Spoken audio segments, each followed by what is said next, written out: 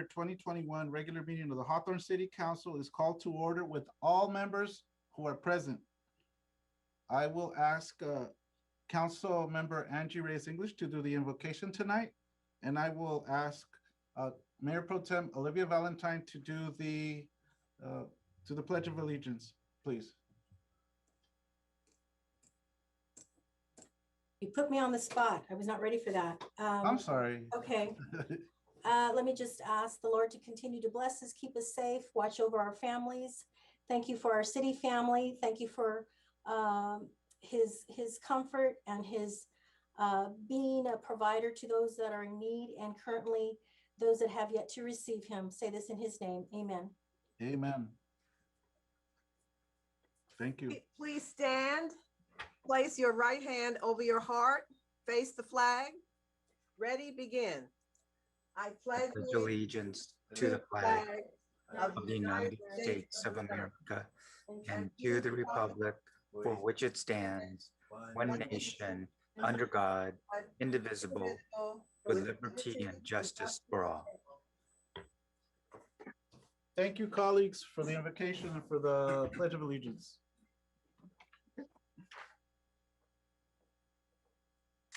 City Clerk Paul Jimenez has an item on the agenda. Yes, thank you, Mayor. Yes, similar to last week, we invited a few members of Hawthorne's neighborhood associations to introduce themselves and their organizations. Tonight, we have Jennifer Houston from the Holly Glen Neighborhood Association, James Carter from the Bodger Park Homeowners Association, and Jason Gromsky from the Ramona Neighborhood Association.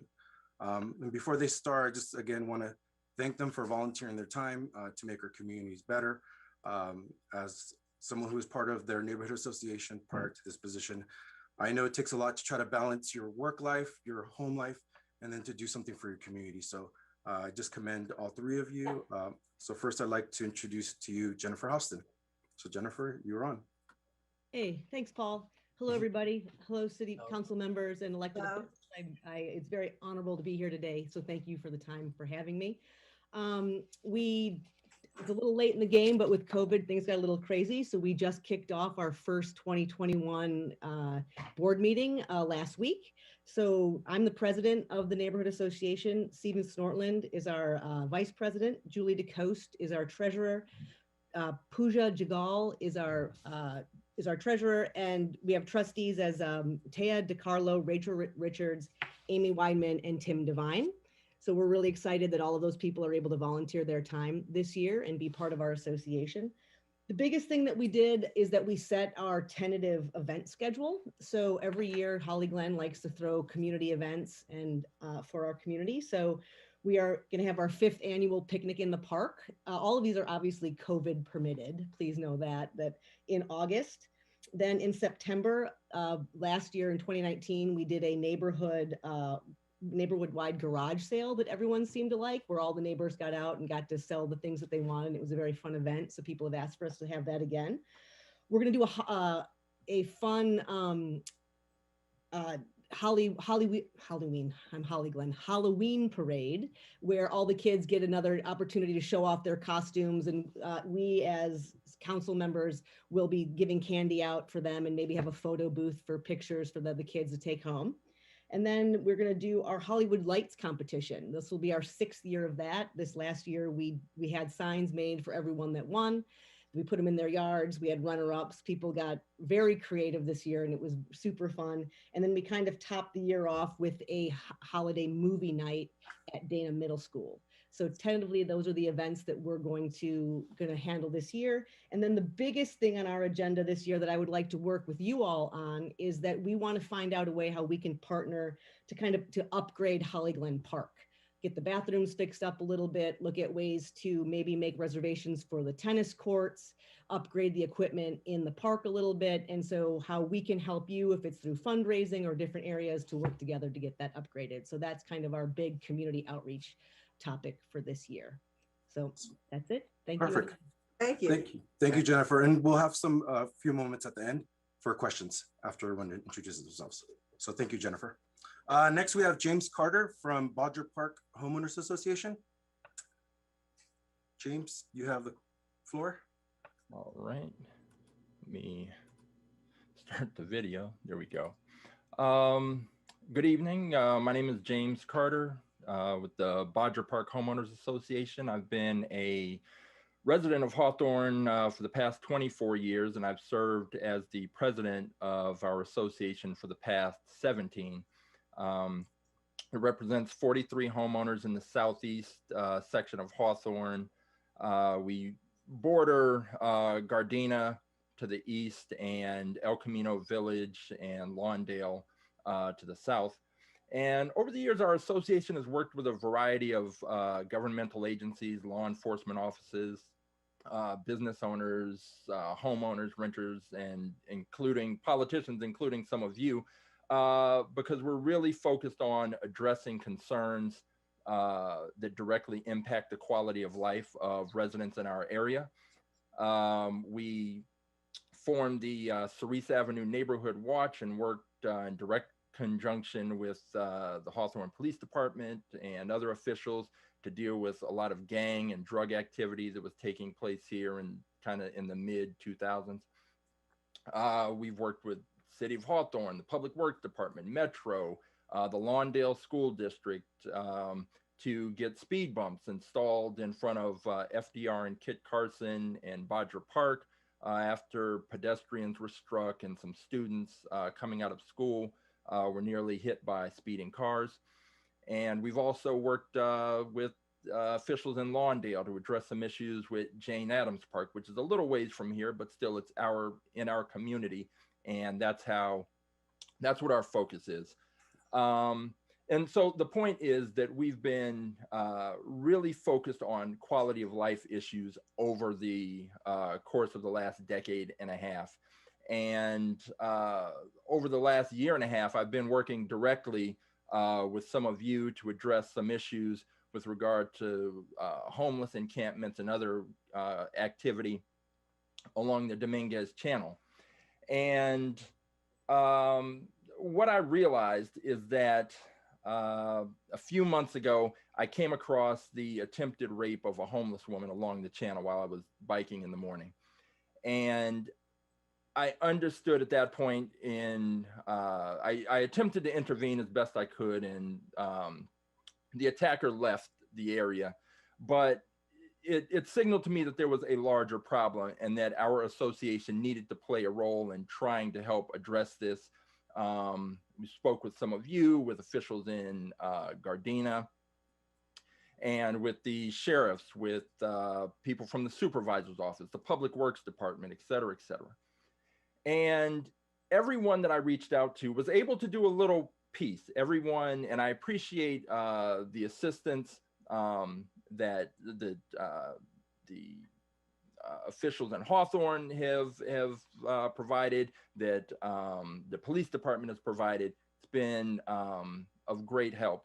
But everyone was able to do just a little bit. And in talking with all of these different entities, in speaking with my neighbors, other homeowners, people who just use the bike paths, especially during COVID for exercise, I realized that our association needed to expand beyond just our area. And so as of the beginning of this month, I resigned my position as president of the association so that I could try and work across these different jurisdictional lines and residential lines and work with other associations and other stakeholders and other residents. Because I feel like our area, we're right at this tipping point where we've seen that in LA, where when things kind of spiral out of control, then people are lost. But I think we still have the opportunity, working together, to actually make a difference and keep ourselves on a positive trajectory and on a positive course for growth. And I look forward to working with the different associations mentioned here, continuing to work with officials in Hawthorne, Gardena, Lawndale, wherever I can be of service, because I think that we really need to broaden our focus if we're going to make things better for everyone collectively.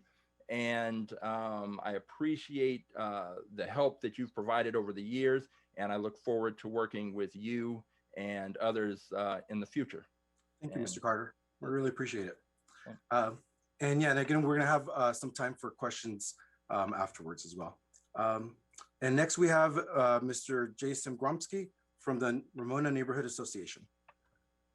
Hello, this is Jason Gromsky from the Ramona Neighborhood Association. I'm the acting president of the association. We've really had limited activity over the last year due to COVID-19, and a lot of our members are in high-risk groups, so we haven't really taken many chances. But so we still have the board from the what is it? It would be 2019 now. So it includes Bill Myers, Judy Ramirez, Carolyn Ficklin, Kathleen DeMesa, and Louise Domage. So, you know, we also focus on quality of life issues in our association. And, you know, recently, some of our neighbors in 133rd Street, you know, they've had issues with crime. And so thanks to Chief Ishii for reaching out to them and having a sounding session. And thanks also to the police department for closing down the Speakeasy Casino at the end of the street. That was that helped quite a bit as well. So those are the types of things that we're going to be focusing on, and hopefully have a new election and get new officers in the next couple of months as the pandemic starts to ease and our members feel safe again. So, well, thank you, Jason, and also congratulations to Jason. He had a child, I believe, in December, right, Jason? Yeah. Yeah, congratulations. Congratulations. Yeah, it's dead now. Thank you. So yeah, so I would just like to open the floor. Does the council have any questions or comments? Through the chair. Thank you all so much for coming. I'm always delighted to see people from the community. I started my career out in the Holly Park Homeowners Association, so I have a great appreciation for those of you who work so hard. I know what it takes to run a community organization. I want to drill down a little bit on what Mr. Carter said in Bodger Park. You were saying that you had had good communication from everyone concerning the homeless issue, and everyone had done a little bit, but it sounded as if you were not satisfied with what was done. So I'd like to ask you to call me and talk to me about what you feel needed to be done that was not done. Okay. Can I get you to do that? Sure. Please do. Okay. Through the chair. Yes, sir. Okay, again, yeah, thank you very much. This is Alex Montero. Thank you very much, Jennifer and Mr. Carter and Jason for coming in. I don't have questions, but thank you for your service in the community, because like Ms. Valentine said, you know, all of us got been part of the, I've been part of the Ramona Neighborhood Association, the Holly Park, and et cetera, et cetera. But I just want to give you guys some dates and resources that you can utilize. For example, this Saturday, Hawthorne, we're having our Bunny Bonanza and the Earth Day Festival on March 27. This is Saturday from 9 to 12. It's a drive-through event. So parents can bring kids in the car with their baskets. So we got a lot of goodies to give away. Easter eggs, we have lunch boxes, and it's gonna be a shredder, a paper shredder, and e-waste and more. So Saturday from 9 a.m. to 12 at the Betty Ainsworth parking lot that is right there on Doty and El Segundo. Also for the homeless issues, the city of Hawthorne have created a beautiful page on our website. So if you go under the www.cityofhawthorne.org, you go under housing, and there is a lot of homeless resources. And actually there is like a refill that if you see something on the street, you go and click on that Laza, and you can actually fill out the resource survey that goes straight to our coordinator and outreach worker that will deal with the homeless that is on the street. So if you see something, just go on our website, cityhawthorne.org, under the housing tab, and there is wonderful resources out there for your community. So you can be like a vigilant, you can be like a referral person to refer somebody. And even for those people that are on the verge of become homeless, they don't have to be homeless, but if you know somebody that is going to be evicted or is having trouble paying their rent, go there and you'll find plenty of resources on that website. And also, I want to tell you that my city council colleagues and I are working to bring a farmers market into Hawthorne, potentially starting July 11 at the Betty Ainsworth parking lot, that also at Doty and El Segundo. So just keep looking on our website. So we got good stuff coming to Hawthorne. So we need all your help to promote these activities. So thank you and God bless and good night. Thank you for coming. To the chair. Yes, ma'am. Yes. Thank you, neighborhood council groups, presidents, for your commitment. Most importantly, your leadership.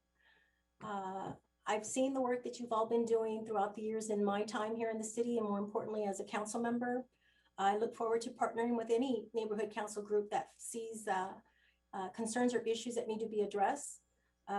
Look forward to seeing how we could help with regards to the park at Holly Glen, and look forward to working collectively just to help move the city forward in any effort. So thank you for your time. Thank you for coming and reporting out. I think this should be something that you do on a regular basis.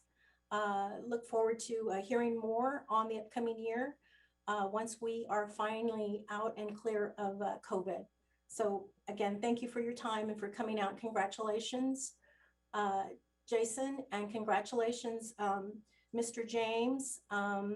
I know that we've had discussion through communications via email regarding your concerns, and I'm familiar with the concerns that you have and whose jurisdiction that is ultimately. But at the end of the day, like you said, we all have to work collectively to address the issue.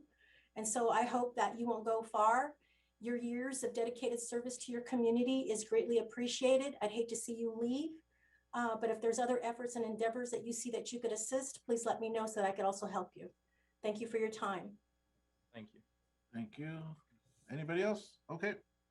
Thank you, Paul. Yep. All right. Thank you so much, Jason, Jennifer, and James. You have a good night. Thanks. Thank you. Thank Thank you. you. Chief Ishii has a presentation on the agenda, an update on the Police Medical Director Program. Chief Ishii? I think Captain Lane is going to have that presentation. Yes, sir. Okay, Captain Lane, yeah, Chief Ishii, AKA Captain Lane, or I don't know.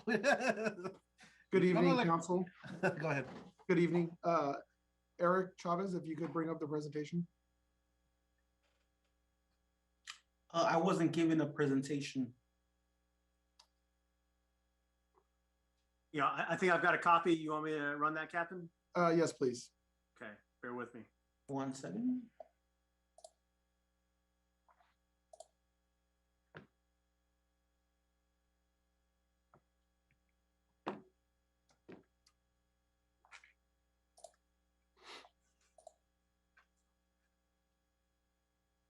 You should have control of the screen now. City Manager. Thank you. Here we go. Can everyone see that? Yep. Yes. All right, thank you, sir. So this is an overview of the last 3 months moving forward with the medical director, Dr. Joe Nakagawa. A little history of why we're here. If we go to the next slide, please. So there's a few state laws that require law enforcement to have medical oversight, medical capabilities as far as CPR, first aid, AED, the ability to deliver Narcan, as well as epinephrine and some other basic life-saving skills such as stop the bleed and tourniquet use. So Title 22, the California State Code, requires law enforcement to be trained in the basic first aid, CPR, AED, as well as the California Police Standardized Training mirrors Title 22. More recently, in the last few years, some expanded scope for law enforcement has come into play.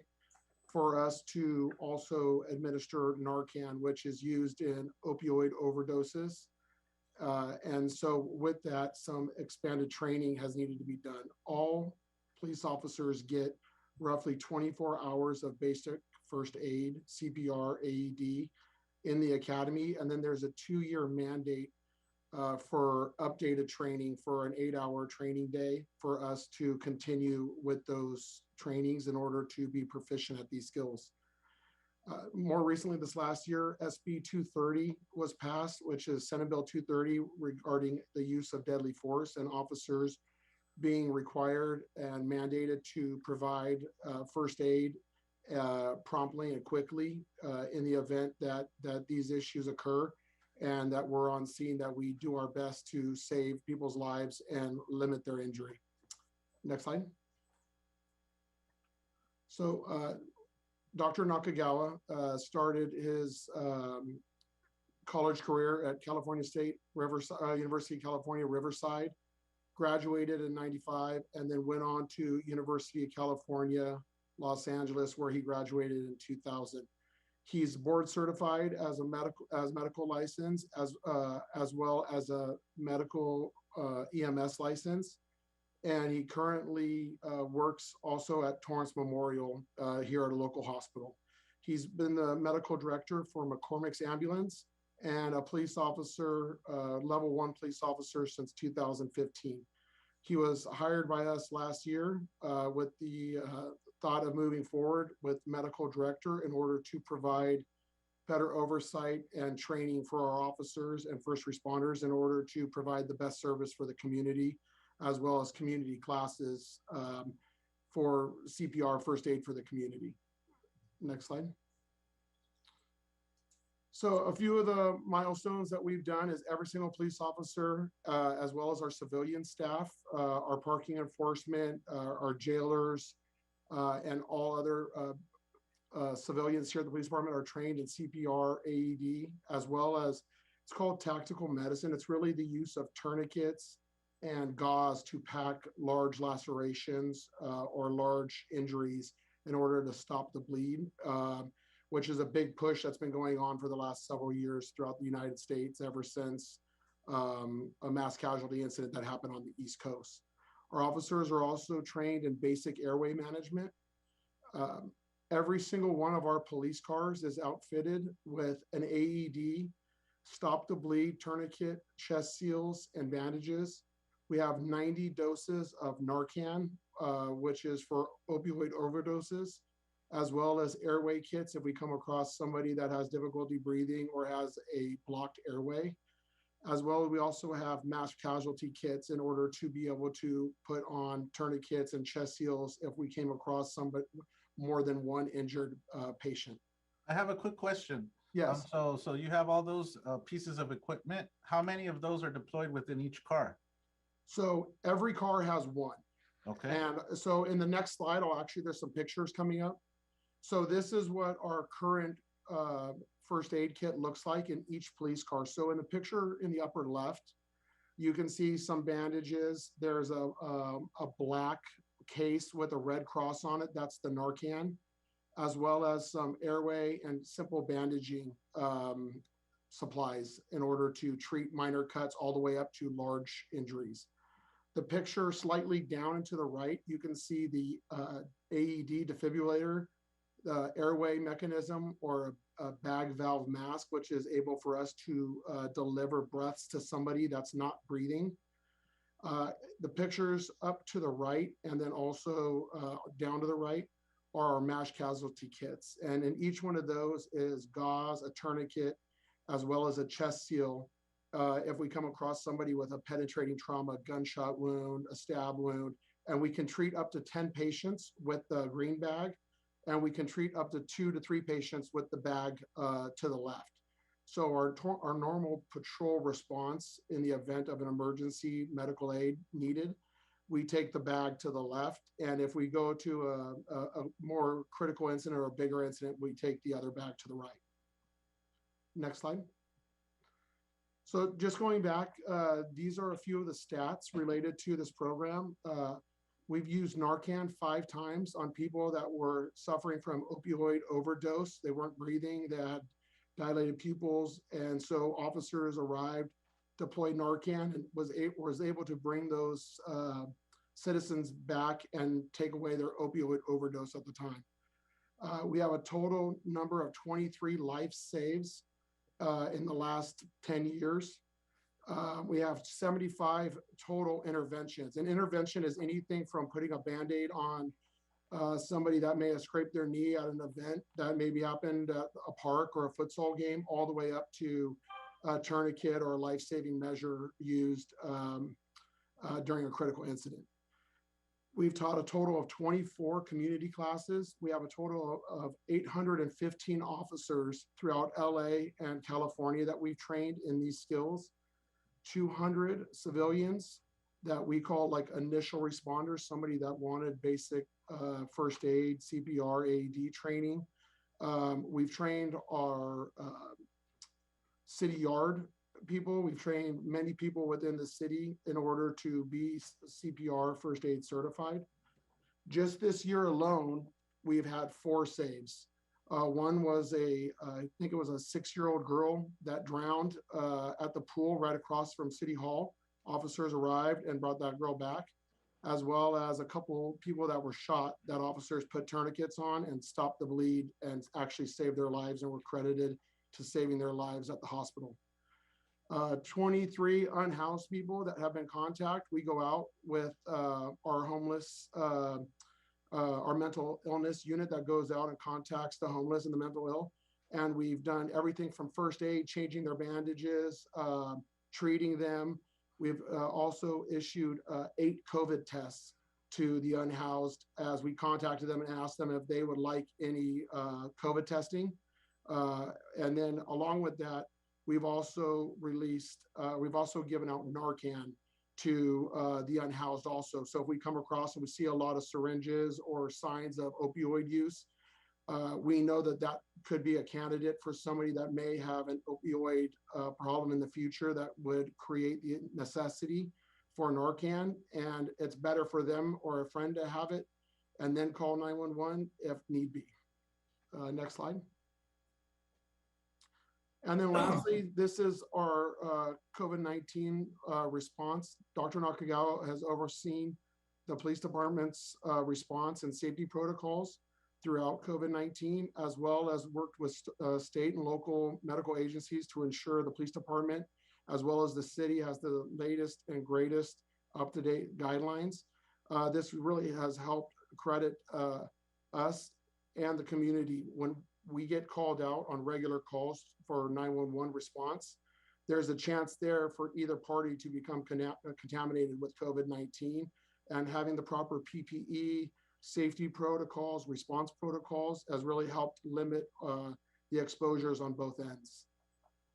Most recently, on March 9th, Dr. Nakagawa helped host a city employee meeting via Zoom regarding questions and answers regarding the use of the vaccine for COVID-19. And most recently, he's been contacting the unhoused and the people located on the outskirts of our city that need assistance. With that, that concludes the presentation. We'd be happy to take any questions. To the chair. Councilmember Reyes English, and then Mayor Pro Tem. Hi there, Officer Lang. Good to see you. Hello, nice to see you. I've never met the doctor. Is he online? He is. I am. Nice to meet you, Joe Nakagawa. Thanks for having me. There you are, the mysterious doctor that we have. Well, first of all, thank you for your dedication and your work. It's important not only to the city, but obviously to the residents in which you serve.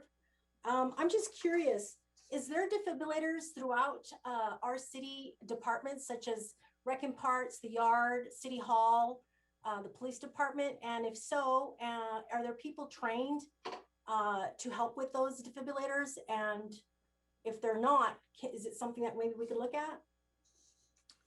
Sure, we do have defibrillators throughout the city. There are the most at the police department because there's one in each police vehicle. Our personnel within the police department are all trained as first aid providers who are qualified to use the AED. However, the AEDs are very simple, and I'm fairly certain that a lot of the city employees have also had proper training. But the AED, if you've ever used one before, is very simple to use, and they're in public places, so the public should be able to use it. But I agree, we definitely need to make a push to perhaps increase the number of defibrillators deployed throughout the city and increase the training. And that's definitely something that we're going to look into in the future. Can you, along with the city manager, work together collectively to identify where a defibrillator could be placed in our city departments and the locations I made mention? And then most importantly too, has any of our city employees here at City Hall or Rec and Parks or the Yard been trained for CPR? Yes, ma'am. This is Captain Lane speaking. We have trained them, and we train them regularly. I think the last class we held was roughly 2 years ago. This last year with COVID has put a damper on training and in-person contact. But we have trained the City Yard, Park and Recs, and City Hall quite regularly. In fact, that was one of the initial things we started once we started training our officers, was training city staff. Okay. Can you work collectively again with the city manager once maybe after July or so, we opened up and get a better idea to include the city council and department heads and those that have yet maybe to get CPR certified? That would be helpful. And then lastly, when you talk about the legislation that was passed down with regards to Stop the Bleed and some other, well, obviously Title 22 is something that's a given as a police officer, correct? That's like a given. But the regards to the SB 230, has that come to place? Is that something that you have had to do? I mean, obviously but since particularly this legislation has been put out, is it something that you have found to be instrumental and has actually occurred here? The use of medical intervention as a result of a use of force. Yeah. You mentioned deadly force. You mentioned, the need to save lives, right? As of the legislation being written and passed and brought into law, I don't believe there's been any that we've used it for. However, with that said, we do use these medical interventions quite regularly, and we have in the past and for several years.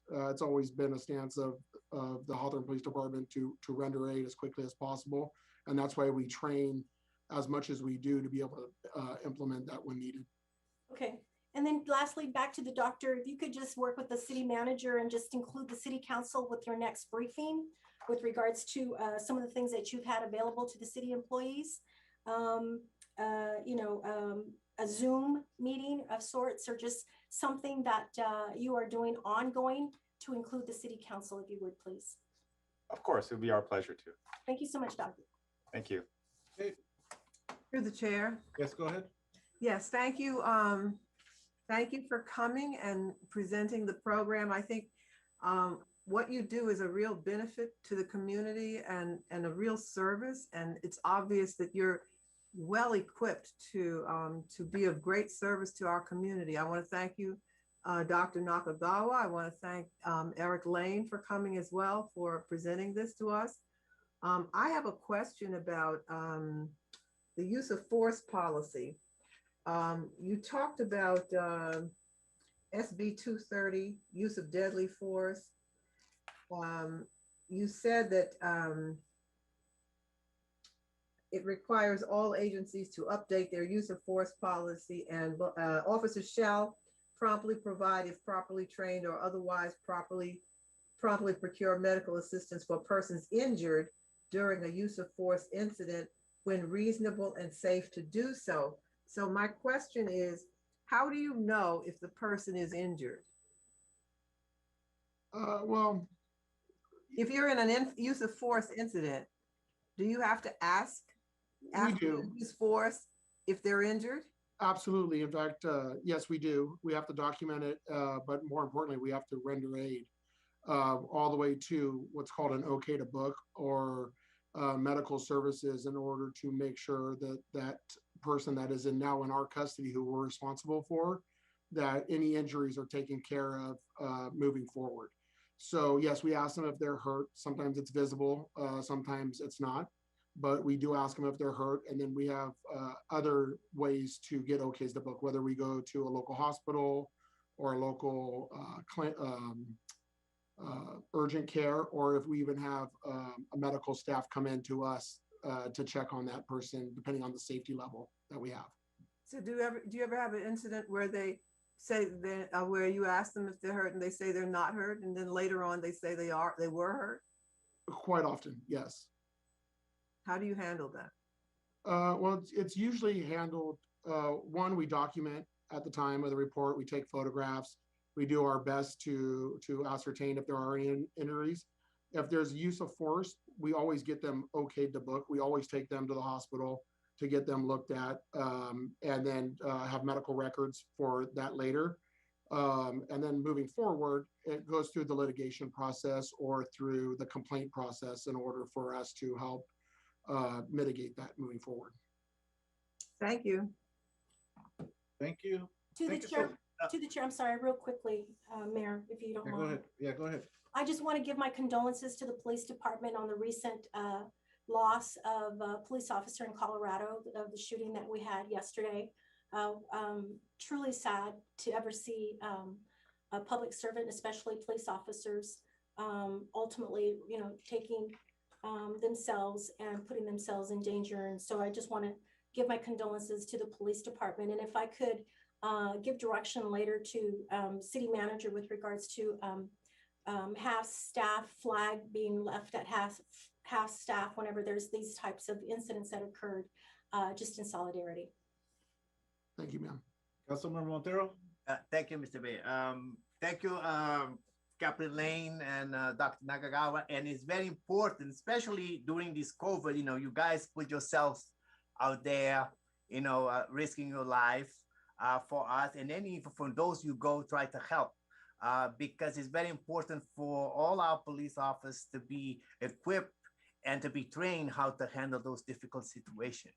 And like Ms. English was saying about condolence to, because we had a lot of police officers, not in our department, but outside in LA County that have died of COVID, right?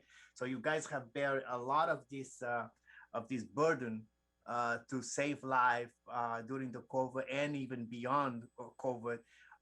It is important that now we have a doctor in the house that we can call on. And so you guys, even when you're on the way, when you got there, if you see something, you have somebody on the other line that to tell you what to do if he's not there with you and with your colleagues. So I'm glad to see that you guys are trying even to help the unhoused, the homeless. Because even to give them a COVID test is very important. And we know like LA County is trying to give them some vaccines. So I'm pretty sure that you guys are on top of that. So I do appreciate all your department you guys have done because it's been a difficult year for all of us. And you guys have been in the front line. Because when I see you guys on the street and with the fire department, you have to put all the gear, all the blue suit to go in situation that people are almost dying. And then you guys save life, like that girl you guys just saved to give CPR when she was drowning. So thank you very much for all your service you do and keep doing a great job. Thank you. Thank you. Thank you so much for your presentation. Great job. Thanks. It's been a little while since we've seen you, Eric. Well, I know you're always at work, right? But seeing you here on the screen, so welcome. Thank you, City Manager. Mr. Clerk, please read your guidelines for oral communications, please. Yes, Mayor. During oral communications, speakers shall have 3 minutes to state their business. The Brown Act prohibits the City Council from providing a detailed response or acting upon any items not contained on the agenda. The governing bodies as a body shall have the discretion at the close of oral communications to refer your remarks to the City Manager for study, investigation, report, and or recommendation. Pursuant to Government Code Section 54954.3, all remarks shall be addressed to the City Council as a body and not to any individual council member. How many communications do we have? We have a total of 3. Okay, go ahead. Okay.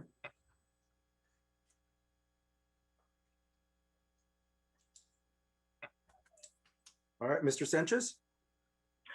Hi. Hi, you have 3 minutes, sir. Go ahead. Okay, hi. Name is Ruben Sanchez, he, him. I'm the president of the North Hawthorne Community Association. I know I don't have that much time. I'll try to make it as fast as possible here. But obviously, I'm calling in regards of the meeting you guys had for the Hawthorne Mall last week. The Hawthorne Mall, you know, I'm making it loud and clear. As you all know, the North Hawthorne Community Association, the people that live in that area, they do not want high density apartments, regardless.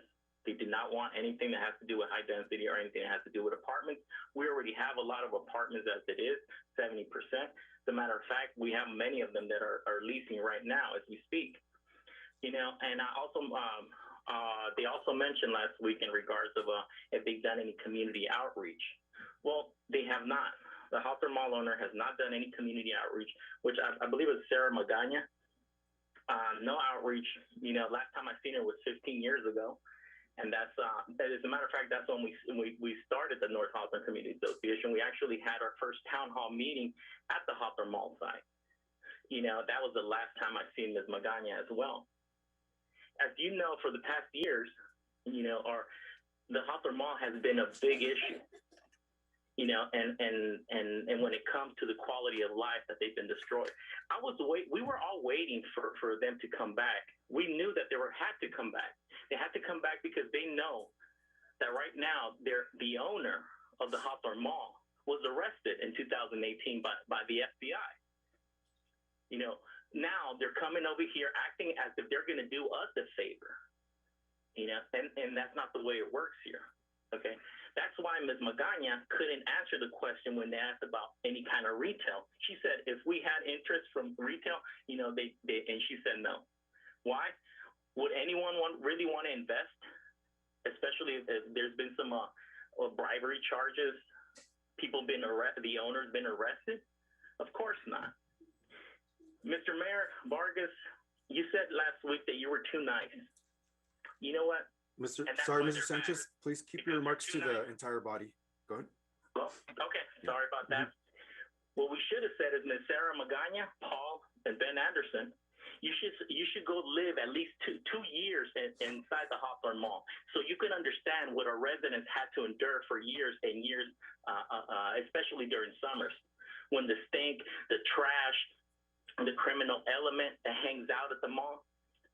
You know, they don't understand these things. And you as our mayor and the council need to make this loud and clear how our residents have been suffering for multiple years, 20 years. You know, our quality of life has been destroyed. Right now, the only thing that you guys should be talking about should start with Russell, our city attorney, and end in courts. You have 15 seconds, sir. Okay. The same way America doesn't negotiate with terrorism is the same way Hawthorne should not negotiate with developers who've been arrested for bribery charges. Okay? So keep that in mind, and you already know how everyone feels. Stop pretending that we're going to negotiate with these individuals and do what needs to be done. 15 years, Alex. Thank you. Too, council. Thank you, sir. Yes, sir. You have a good night. Okay. Next, we have Matt Zaro on the line. Mr. Zaro? Yes. You have 3 minutes. Hi, my name is Matt Zaro. I live in Hawthorne. I actually live near the Hawthorne Mall, and I do support high-density housing, but I'll move on to that later. I want to first say something positive, because you guys always accuse me of being too negative. I want to say I really support the Narcan program. That's a miracle drug. I've been trained in it. It saves lives, and we should support an expansion of that program. Make sure that Narcan is easily available to everyone in Hawthorne. I want to address what Alex said about, Hawthorne being a friend of the people who are homeless people. You can just reach out to the city and they'll help you. Sir, please address the whole body and not just one person. I am addressing the whole body. Okay. I'm addressing them about what he said. Okay, thanks. I think that kind of attitude is just not rooted in reality at all. It is, for example, I want to thank the man who broke up that rape. That's amazing. Power to you, dude. But the city of Hawthorne is not a friend to the unhoused people. All you have to do is go and ask them. The mere fact that it's illegal to be homeless in Hawthorne anywhere. The reason they're out by that canal where that bike path is because the city has pushed them there. That's county land, and that is the border of Hawthorne. That's get out of my town land. And the city of Hawthorne, it asks the people, they have a reputation for helping unhoused people. They do have a reputation in Hawthorne PD for stealing bikes. Heard that story at least a dozen times. So that's the kind of reputation we have with actual people on the streets. Now I want to talk about the Hawthorne Mall, because I think it's crazy that you guys didn't just have that meeting in a normal thing. It wasn't announced on Instagram or anything, so there was no way really for me to know that was happening unless I check your website regularly, which normal people don't do that. Sorry, they don't. Put it up on your Instagram so we can give comments on it. I want to say clearly the for-profit models that they were shown are unacceptable. The kind of people who can move into that kind of housing they're talking about at Playa Vista, normal people like me, residents at Hawthorne right now, we couldn't afford those kinds of houses. So all that is a gentrification project. What we need to do is we need to publicly, eminent domain that mall and turn it into public housing that isn't a for-profit model. You're not going to profit by housing poor people. You're just not going to in LA. So we have to move away from this insane neoliberal model that is literally driving people into the streets. Hawthorne needs to be a place of change. 11,000, you said 1,100 units could be built in that mall. That's what they said. If we did it right, we could probably put more. We could house people near the metro, use those bikes she's talking about, the electric bikes. Get that stuff going, and we could actually start putting a dent in the homeless crisis. Instead of caring about this issue and actually focusing on it, I think it's crazy the kinds of things you guys all do with your free time and your spare time. This should be priority number one: COVID and homelessness. These are the two biggest issues facing our city right now, and it demands our full attention. Sir, you have 15 seconds. I'm done. Thank you. Have a nice night. You have a good night. Okay, and last we have Megan Mitchell. Hello, Ms. Mitchell. Hi. Hi, you have 3 minutes. Go ahead. Good evening, Council. My name is Megan Mitchell. First, I want to thank you all for your diligent questioning of the team from the Hawthorne Mall during the special meeting. I also didn't know about it beforehand, but went back and watched the whole thing, and I appreciate how thoroughly you guys brought up concerns from the past. After listening to the meeting, I also strongly oppose the high-density residential development. Most of the meeting was focused around. The developer wants to pack 1,900 rental units, the max capacity of the land, onto the site. And according to Councilmember Montero, he said that the downtown plan allows 24 units per acre, while their max capacity plan called for 79 units per acre, which is 55 more than currently allowed, which is astonishing that they would even come forward with something that outside of the scope of the plan. The fastest thing to build is residential because it's the easiest to fund. The development director of the project was very forthcoming that there is no current interest from any commercial entities for that space, be it retail, creative, or R&D. And so even though they brought up these other ideas, it definitely wasn't the focus of any of their presentation. The director continued to bring up how COVID has made things difficult for many industries. And I felt as if she was using this and the fear of the pandemic and what everyone's been going through to push the council towards a quick solution for a mall that, you know, everyone here hates. We're sick of it. The mall group continued to reference the residential development in Playa, and we know that Playa Vista is drastically different than Hawthorne. Playa has Silicon Beach just down the road. And if you look at the average household income for Playa Vista, it's $120,000 a year. Hawthorne's average household income is around $50,000 a year. That's a huge disparity that they're wanting to mirror a development that houses a community that makes more than double what us and our neighbors make. And I doubt that many current residents would be able to live in the rental units they want to put in. They have no plan to include affordable housing. According to the development director, she said they are not affordable housing developers. They should have to work within the city plan and the 24 unit per acre rule. The proposed high density residential rental community is not for us, the residents of Hawthorne. It's for their wallets. And I think they've made it clear over the years because they've never followed through to build anything that has come forward. That's all. Thank you. Thank you, Ms. Mitchell. Have a good night. Good. That's the end of public comments. All right, thank you. Oral communication is closed, so ordered. Mr. Clerk, the consent calendar, please. Ms. Mayor, I have 4 items on my consent calendar for your approval. Item 7, approval of city council minutes for the regular meeting of February 23rd, 2021, the special meeting of March 11th, 2021, and the special meeting of March 16th, 2021. Item 8, approval of waiver of full readings of resolutions and ordinances on tonight's agenda. Item 9, the city treasurer's request approval of the warrants. Item 12, resolution number 8267, a resolution of the City Council of the City of Hawthorne, California, proclaiming April as Sexual Assault Awareness Month and Wednesday, April 28th, 2021 as Denim Day in April for adoption. I make the motion. I'll make the I'll do the second. Okay, I'll give you the motion. thank you. Roll call vote, please. Okay. Councilmember Montero, Yes. Did Councilmember Patterson show up? Yeah, he's there. Okay. Councilmember Patterson, Yes. Councilmember Reyes English, Yes. Mayor Pro Tem Valentine, Yes. and Mayor Vargas. Yes. The vote reflects mayor and city council voting yes. Item 10, please, Mr. City Clerk. Now is the time and place to declare publicly received sealed bids for Holly Park and Ramona Park Improvement Project, project number 20-06, Public Works Department Declaration of Publication filed. There were 7 bids received, all were accompanied by bidders' bonds. The prices are as follows. CEM Construction Company, $1,168,200. Martinez Landscape Inc., $1,157,700. G2K Construction, $1,567,650. CS Legacy Construction, $1,794,809. NR Development, $1,448,750. Green Giant Landscape, $1,359,000.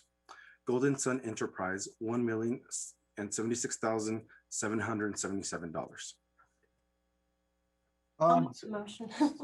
You'll make the motion. The motion has been made to accept for study by staff and recommendations. I second that motion. Roll call vote, please. Okay. Councilmember Montero, Yes. Councilmember Patterson, Yes. Councilmember Reyes English, Yes. Mayor Pro Tem Valentine, Yes. and Mayor Vargas. Yes. The vote reflects mayor and city council voting yes. Item 16, please. Yes. Ordinance number 2210, first reading. An ordinance of the City Council of the City of Hawthorne, California, amending Chapter 3.20, Purchasing System and Contracts for Public Projects of Title III, Revenue and Finance of the Hawthorne Municipal Code for introduction. I'll introduce it. Item 17, please. All right. Ordinance number 2213, second reading. An ordinance of the City Council of the City of Hawthorne, California, amending section 2.18.050 of the Hawthorne Municipal Code, establishing qualifications for the appointments to Civil Service Commission for adoption. I make the motion though. Okay, go ahead. To the Yes, chair. Uh-huh. I just wanted to hear from, I think it was recommended from Councilmember Montero previously on the qualifications. Number 17. I was looking at the report and I just wanted to assure that this is exactly the discussion with the selection, the section 2.18.050, items 1 through 4. I just wanted to make sure everybody saw that and what it included. To the chair, yeah, that was the recommendation. Yeah, the 1 to 4 is acceptable. Yes.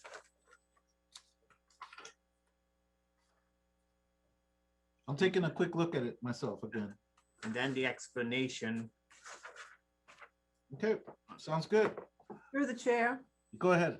I have a question. Why is there a lifetime prohibition on former employees of the city? Yeah. Why wouldn't that be 10 years consistent with the other choices? Good point. I'm reading the report, Councilmember Valentine. And I'm reading the ordinance 2213 where it speaks to whereas. And there's a section that basically says, due to the sensitive issues arising from civil service commission matters involving police officers, members of the law enforcement who worked as a police officer or a sheriff deputy within the last 10 years may give the appearance of bias. But my question is, why is there a lifetime prohibition? I don't think it says lifetime. Yeah, there is a lifetime prohibition. Okay, I'm gonna let Councilmember Montero and Eric Lee. Go ahead, Councilmember Montero first. Well, that specific number one for employees was already there. So that was not my suggestion. That was already on the books. Right. From the previous many years. Look, but I don't see any rationale for it. So it was there. Why does it have the chair? Look, bottom line, let me tell you what I think it is. It's because sometimes might be somebody who has friends here. Yeah. I mean, they work with them. They work with them, and it could have been a senior employee that's about to retire, and it could be an employee that's just barely starting their career, and they got like 30 years ahead of them. So that's why it's a lifetime. Mr. City Manager, does that sound right? Yes. So as the council will recall, a few meetings ago, staff originally introduced this ordinance, and the impetus behind that was really to deal with former employees, and then subsequently the council requested additional changes that Councilmember Montero was just speaking to, as it relates to the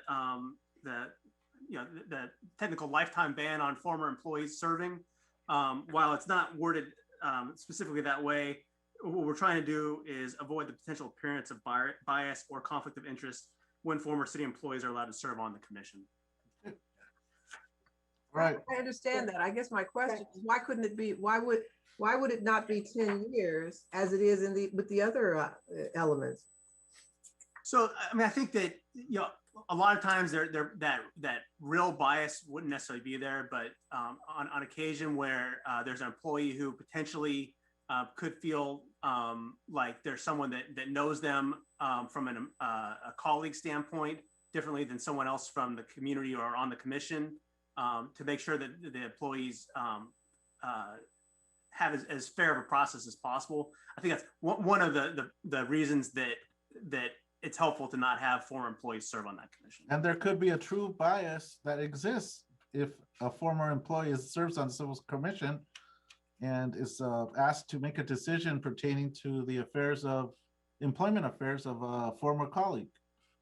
And that could have a wide span, longer than 10 years. Yeah. Okay, roll call vote, please. I made the motion, and I think I second it. Councilmember Montero made the second. Roll call vote, please. Okay, Councilmember Montero, Yes. Councilmember Patterson, Yes. Councilmember Reyes English, Yes. Mayor Pro Tem Valentine, Yes. and Mayor Vargas. Yes. The vote reflects Mayor and City Council voting yes. Item number 18. Ordinance number 2218, first reading. An ordinance of the City Council of the City of Hawthorne, California, adding Chapter 2.64, campaign contributions to Title II of the Hawthorne Municipal Code for the purpose of limiting contributions for campaigns for municipal office for introduction. I'll make the introduction. Discussion, please, Mayor. Sure, go ahead. Can I get a little bit more, information on municipal office employees, department heads? Is it HPOA? Is it employees association? I just want to, be understood as to who are we speaking on, and making sure that the language is that for the consensus of the council on who that includes. This only has to do with contributions to elected officials' campaigns. It has nothing to do with who's doing the contributing. Oh, this is the one, is this the one we're talking about, making it at threshold? We have to report what we want. Okay, well, this is important too. So if you look at item 18, it says basically that if we change this, it's going to include a cost to the city. A cost to the city by the FPPC. So in other words, Currently, we have no contribution limits, and there isn't a cost to the city on that. If we change it to include a threshold of no more than 100,000 cap, we are then responsible for paying FPPC dues. So I, for one, I don't see an issue as to why we need to change it. I know there was information coming, from what I understand, that there's information that reads basically that the city needs to say basically what their cap is, but that it can no longer include no contribution limit. Is that correct? Yes, we'll report to the FPPC once this ordinance is adopted that our contribution limit is now 100,000. The FPPC will no longer monitor that contribution limit. That will be monitored directly by the city. And because it's such a high amount, it's unlikely that there's going to be any additional cost to the city clerk of really having to monitor it. When you look at the past campaigns, even for the past 30 years, has anybody ever really received $100,000 in donations? So it's almost like unlikely that there's going to be any additional cost to the city for monitoring this. And if there's any violations of it, the city isn't going to prosecute it. It's something that we just report to the Public Integrity Unit. Well, this past election, there was, in fact, that dollar amount that was 100,000, and it did reach 100,000. Yeah, and at the last campaign, there was no limit. I know that. Yeah, But you said in the last 30 years, there hasn't. Oh, yeah. We have in the last few months, there was. Okay. That I was unaware of. I didn't know that somebody had received a single donation of 100,000. There's other ways of getting a single-use donation. So it's reportable on your 460s. Yes. So if you're saying that the city clerk's office is now responsible for every election cycle to assure that the city is within $100,000 cap, you're saying basically that city staff is going to be monitoring that? Yes, it's monitoring, yet it's basically just adding, just a question of adding the different 460s to see if any one person or entity is contributing 100,000. So we won't be we're not going to be recurring any cost. I don't foresee any, and that's just going by our history, because we're not like a big city like Los Angeles where that could happen. Through the chair. Go ahead. So actually, this resolution, it was prone because of the state. The state, as of January 1st, 2021, they put a cap for individual contribution of $4,900. If the cities or municipalities do not create their own campaign contribution limit, we would have to follow under the state guidelines. And even I'm not sure if we going to be able to do anything, because I think there was a deadline to submit our contribution limit. So it could be that we might pass this, but the state might say you guys didn't meet the deadline. Well, Mr. Russ, Council, Mr. City Attorney, didn't you already research that? Oh yeah, to address the council member's concern? Yeah, this ordinance is fine.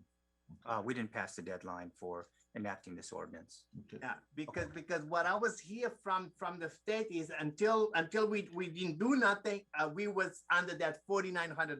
So, and I don't know if the FECC had a deadline of January 1st, or they have an extension until the end of the month, or the next year or something. Oh no, in fact, I remember when you first mentioned this to me, I looked it up and we're fine. So this ordinance will be hopefully adopted on April 13th. All right, thank you, Russ. Thank you. Very good. And I guess there is a concern with regards to, I'm not sure exactly the concern with regards to my council member colleague, Council Member Reyes English, but single contributions, with regards to single contributions from single contributors being over 100,000, that's the issue at hand here. Total contributions in the election that go to a campaign, that's a separate issue. So that's you can't limit that at all. If there is, I mean, the concern would really be if people are not reporting their contributions on their 460s. That's reportable to the district attorney and the public integrity division. So if people are collecting money and applying it to their campaigns and not reporting it, that is going reportable to the district attorney, public integrity division. And I imagine that's already been done with some of these past elections that we've had, where people are just simply dumping as much money as they want into a campaign and not reporting it and think it's going to be forgotten. So I've made the motion to introduce. Yep. Item number 19, please. Okay, ordinance number 2219, first reading, an ordinance of the City Council of the City of Hawthorne, California, adding chapter 5.55 Farmers Markets to Division 2 of the Title 5 of the Hawthorne Municipal Code for the purpose of providing an alternative method of licensing for farmers markets for introduction. I introduce. Thank you, council member. Can we have some discussion on this? Sure, go ahead. Yeah. So I think it's a wonderful idea. We, for a long time, ever since we lost the farmers market on Aviation, I thought it was a wonderful idea to have a farmers market in the city. I'm just wondering, do we have a farmers market manager? Because that's kind of key to the success of the farmers market. Through the chair. Go ahead. Yes, we will have like a farmers market operator that is going to be basically in charge of the farmers market, and he's the one who's going to be bringing the vendors. He's going to provide, live entertainment also. So we're going to have like music and sometimes maybe some kids do dancing, so it's going to be potentially twice a month, 2 Saturdays in every month to see how the success of the farmers market is going to go. So that is where on my discussion item, we're going to discuss a little bit about for us to be a sponsor or to make it the farmers market as a city sponsoring event. I'm not asking for waivers of fees. So we're going to still come up with fees for the rental of the parking lot and the business license and everything. So is to make sure we have a partnership with the operator, that so we can advertise on our billboard, we can use the Hawthorne logo, but basically this is not going to cost the city no money, no staff time, anything like that. So it's going to be independently run. Have you identified somebody already? Yes, I'm on negotiation with that, and then I'm going to bring it later on to Vaughn and the city manager, and we're going to come up with all the logistics. Thank you. Okay. Next we have Jeff. This is good? Okay, thank you. I just want to make sure that everything was complete with those comments. Next we have general matters. City Manager Eric Lee has an oral report on item number 21. Go ahead. Thank you, Mayor. I want to talk to you about our upcoming budget process for fiscal year 21-22. In order to ensure the council has enough time to review the proposed budget and members of the community can provide feedback into this process, staff's recommending that the council set aside approximately 3 hours during the month of May to conduct a budget study session. And if the council ultimately finds that this is not enough time, we can always schedule more time later that month, or as a special meeting or regular part of a regular meeting. At the conclusion of the budget study session process, staff would hopefully have the direction from the council that's necessary to finalize the new budget and develop a recommendation for the council to adopt in June. And at this point, we're specifically seeking direction from the council. Is the proposed study session process, is it agreeable to the council? And are there any changes you'd like to see? And if you're agreeable, when would you like to have this special meeting? Mr. City Manager, Eric Lee. Traditionally, we've done in the past, and I don't know if this is what you're saying or if it's not. I'd like to maybe have my colleagues consider is that we've had a budget workshop, not the full budget presentation on the special meeting. So I would like to see the main budget presentation having occurred during one of these regular meetings. But a budget workshop for the benefit of council, the community, to happen like at a special meeting so that people can contribute and watch and see. But I think the main moves, any direction should take place at a regular meeting. What do my colleagues feel about that? Council member, especially those who have been here for the previous budget presentations. Yeah, you go ahead. I definitely agree there should be more than one meeting. The workshop being one where there's a lot more direction, questions being asked, diving into the numbers. Like the word suggests, a workshop. And during a regular scheduled meeting, I'll be the kind of more of a polished presentation. That of course still can have some more comments to it, but more than likely would be after comments have been received from the workshop. A more polished presentation would be given at the regular scheduled meeting. Sounds good. That sounds like we're in sync on that, but anybody else? To the chair.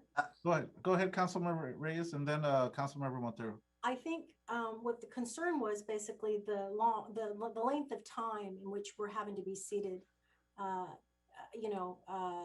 to hear, that could ultimately be over 3 hours, 4 hours worth. And I get what you're saying with regards to the workshop, but those are some of the sacrifices that we have to take, right? I think that's why they were looking at maybe, a couple of hours here, a couple of hours there, versus trying to do it all at once, because it's going to be a lot to obtain, and it's going to be a lot to ultimately, say okay with, and then come to find out you do have additional questions or concerns or recommendations, especially the change that budget is going to show is the potential CARE Act dollars that the city is going to be receiving.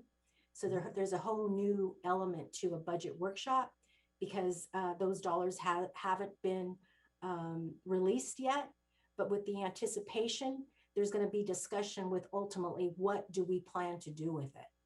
So it's going to require some time, and it's going to require us to really study this before we sit down and start asking the hard questions and ultimately looking for those answers. During this regular council meeting, that's when we finally jump into it. So I think we're kind of sort of talking the same thing here. And like I heard the word polished presentation from one of my colleagues, and then like prepping, that's what I heard from a council member, Reyes English. So I think we kind of are talking the same thing. Yeah, Go ahead. Go ahead. Well, basically what Eric is asking for the 3 hours, basically that would be the workshop, right? We can do a workshop that is a public meeting that have us and the public, we can comment basically on the presentation, what are they proposing. And then we should have, if we want to have a meeting with another a study session for us to look at the recommendation before the June 8th meeting, because then because June 30th the budget have to be in place. So because I see this on June 8th, there would be basically the final presentation and public hearing for that budget. So I would say, let's do the workshop. And then if we need to go do another study session, that could be less an hour, 2 hours. And then the final, it would be June 8th or the second meeting in June to approve the budget. I think we're talking the same thing then. Yes, we are.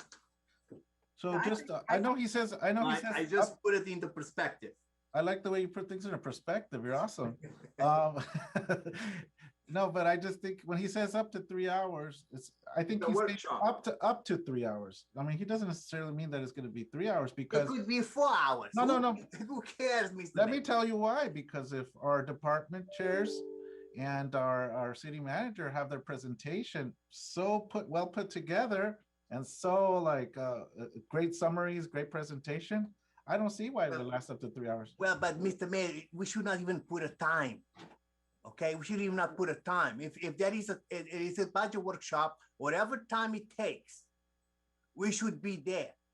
It doesn't have to have a time or limit. Of course. Because budgets is very important. And maybe we have a lot of things to say. And so what I'm saying, there should not even be a time limit. Well, that's what he said. He threw a time in there, so that's why. Okay, that's but the I'm message saying that should not he- be a time. I would like to propose if it goes over 3 hours that we set a second day. I'm totally okay Okay, so with us having as many meetings as possible to get a great budget put together, but I don't know if I want to be a meeting more than. thank you, Mr. Patterson. I appreciate you helping me out. But that's what I'm To be saying. fair, We do not put a limit, because then when we got, if it's 2 hours or 3 hours, when we say, okay, now it's time to recess and we'll come back next time. Yeah, okay, so when it gets to like 4 hours and you make a bad call on an allocation of some funds somewhere, and then like later on you say, what the heck did I do? Oh, it's because it was 4 hours. Come on, Mayor, you have So been, there. you have been in a workshop for 8 hours, so don't Right. even try it. Oh my God, okay, all right, whatever, all right, friend. All right, let's go, can we just go move ahead with that plan? Like, I'd like. Okay, I like the way Eric, he did you put got it. it? So, is the council agreeable to establishing a date so that we can start targeting this first workshop? Hopefully our only workshop, but if we need more time, I guess we'll decide at the end of that workshop. Sometime in May?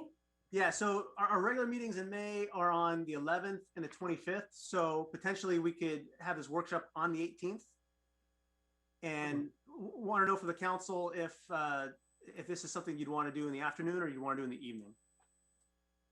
I prefer afternoon.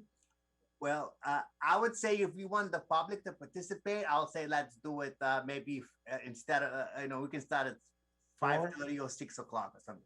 5:30, 6 o'clock, is 4 too early though, you think? Well, because 4 o'clock is too early because people work until 5. Five would also be like, Yeah, I think 6 o'clock would be a good time to start. Yes, I agree with Ms. Valentine, 6 For o'clock. an evening meeting. If we start at we'll 6, say- we and we'll cap say- it at 3 hours. And was there 3 hours by 10 o'clock? We end it. We cap it at 3 But hours. I agree with Council Member Patterson that if it's over 3 hours, we should have another day. So let's Yes. have as many days as we need. Yes. So Okay, go ahead. May 18th at 6 o'clock. Let me take a look too. That's a Thursday. It's a Tuesday. Tuesday. Oh, I'm sorry. You're right, It's in Tuesday. May. Tuesday, you're right. Wait a minute.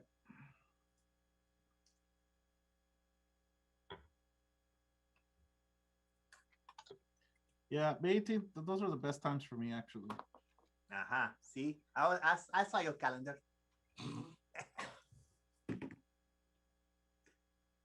We're so in tune, man. All right, well, We should reserve additional dates in case we need more time. We should do that now. now. Yeah. How about also Thursday? 18, Or do you 19, want to do every day, 18, 19, and 20? right. I can't do it the 19th. I can't do 19th either. I would be willing to do the 9th, the 20th. 20th. 18th and 20th? But do you think that it would but it will give it the staff only 1 day to make some revisions or something? Of course. So in answer to that question, I think that the idea would be in the workshops, we're getting direction from the council. Yeah. And giving the opportunity to provide the full proposal. And then based on the council feedback, we'd come back on June 8th for the adoption of what hopefully is what you asked for. But you're saying that you're assuming that May 18th is the only day we'll need. And I'm suggesting another day, reserving another day just in case. The 20th. Absolutely. So I think having the 20th, holding the 20th, and in a perfect world, we end up canceling it because we don't need it. Right. 18th and 20th? At both at 6 p.m. Yeah. All right, thank you guys. Yes, direction. Thank you. All right, so next item.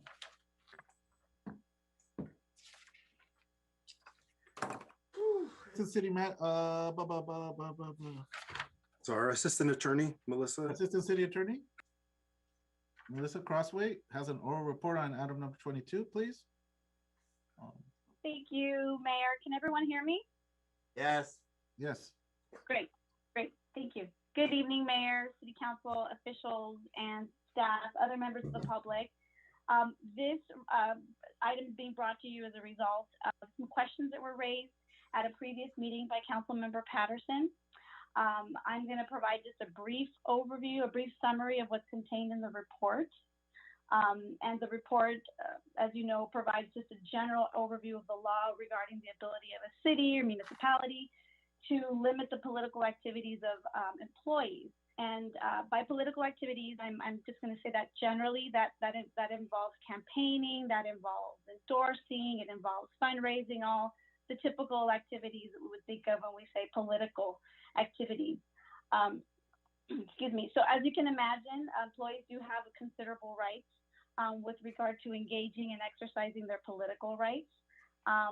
The state law, however, does carve out a couple of exceptions. So generally, there are quite a bit of rights that are held by employees, but state law has said the following, and it's basically 3 different areas where cities would be able to put some prohibitions. First is solicitation. Employees cannot solicit campaign contributions from other employees. And that should kind of sound familiar because if you do your ethics training, that applies to everyone. It applies to candidates as well. So that's the first area where cities would be able to place some restrictions. And this is under state law. Second would be political activities on local agency premises or during working hours. So employees cannot engage in political activities during working hours, and that could be shifts, it could be business hours, it just depends on the employee, but working hours, or on city premises. And generally speaking, when we say city premises, we're talking about areas that are not open to the public. Lastly, again, by state law, cities can prohibit participation in political activities while an officer or an employee is in uniform. It's a required uniform or something that they're authorized to wear. Employees cannot participate in political activities while in uniform. Let's see. However, I want to also point out that the labor code again goes back and reiterates the importance of protecting the political rights of employees. So it forbids or prevents employees, it forbids the city from forbidding or preventing employees from engaging or participating in politics or for becoming candidates for public office, or from controlling, directing, or tending to control direct political activities or affiliations of the employees. So that's codified as well. That is a protection that employees receive.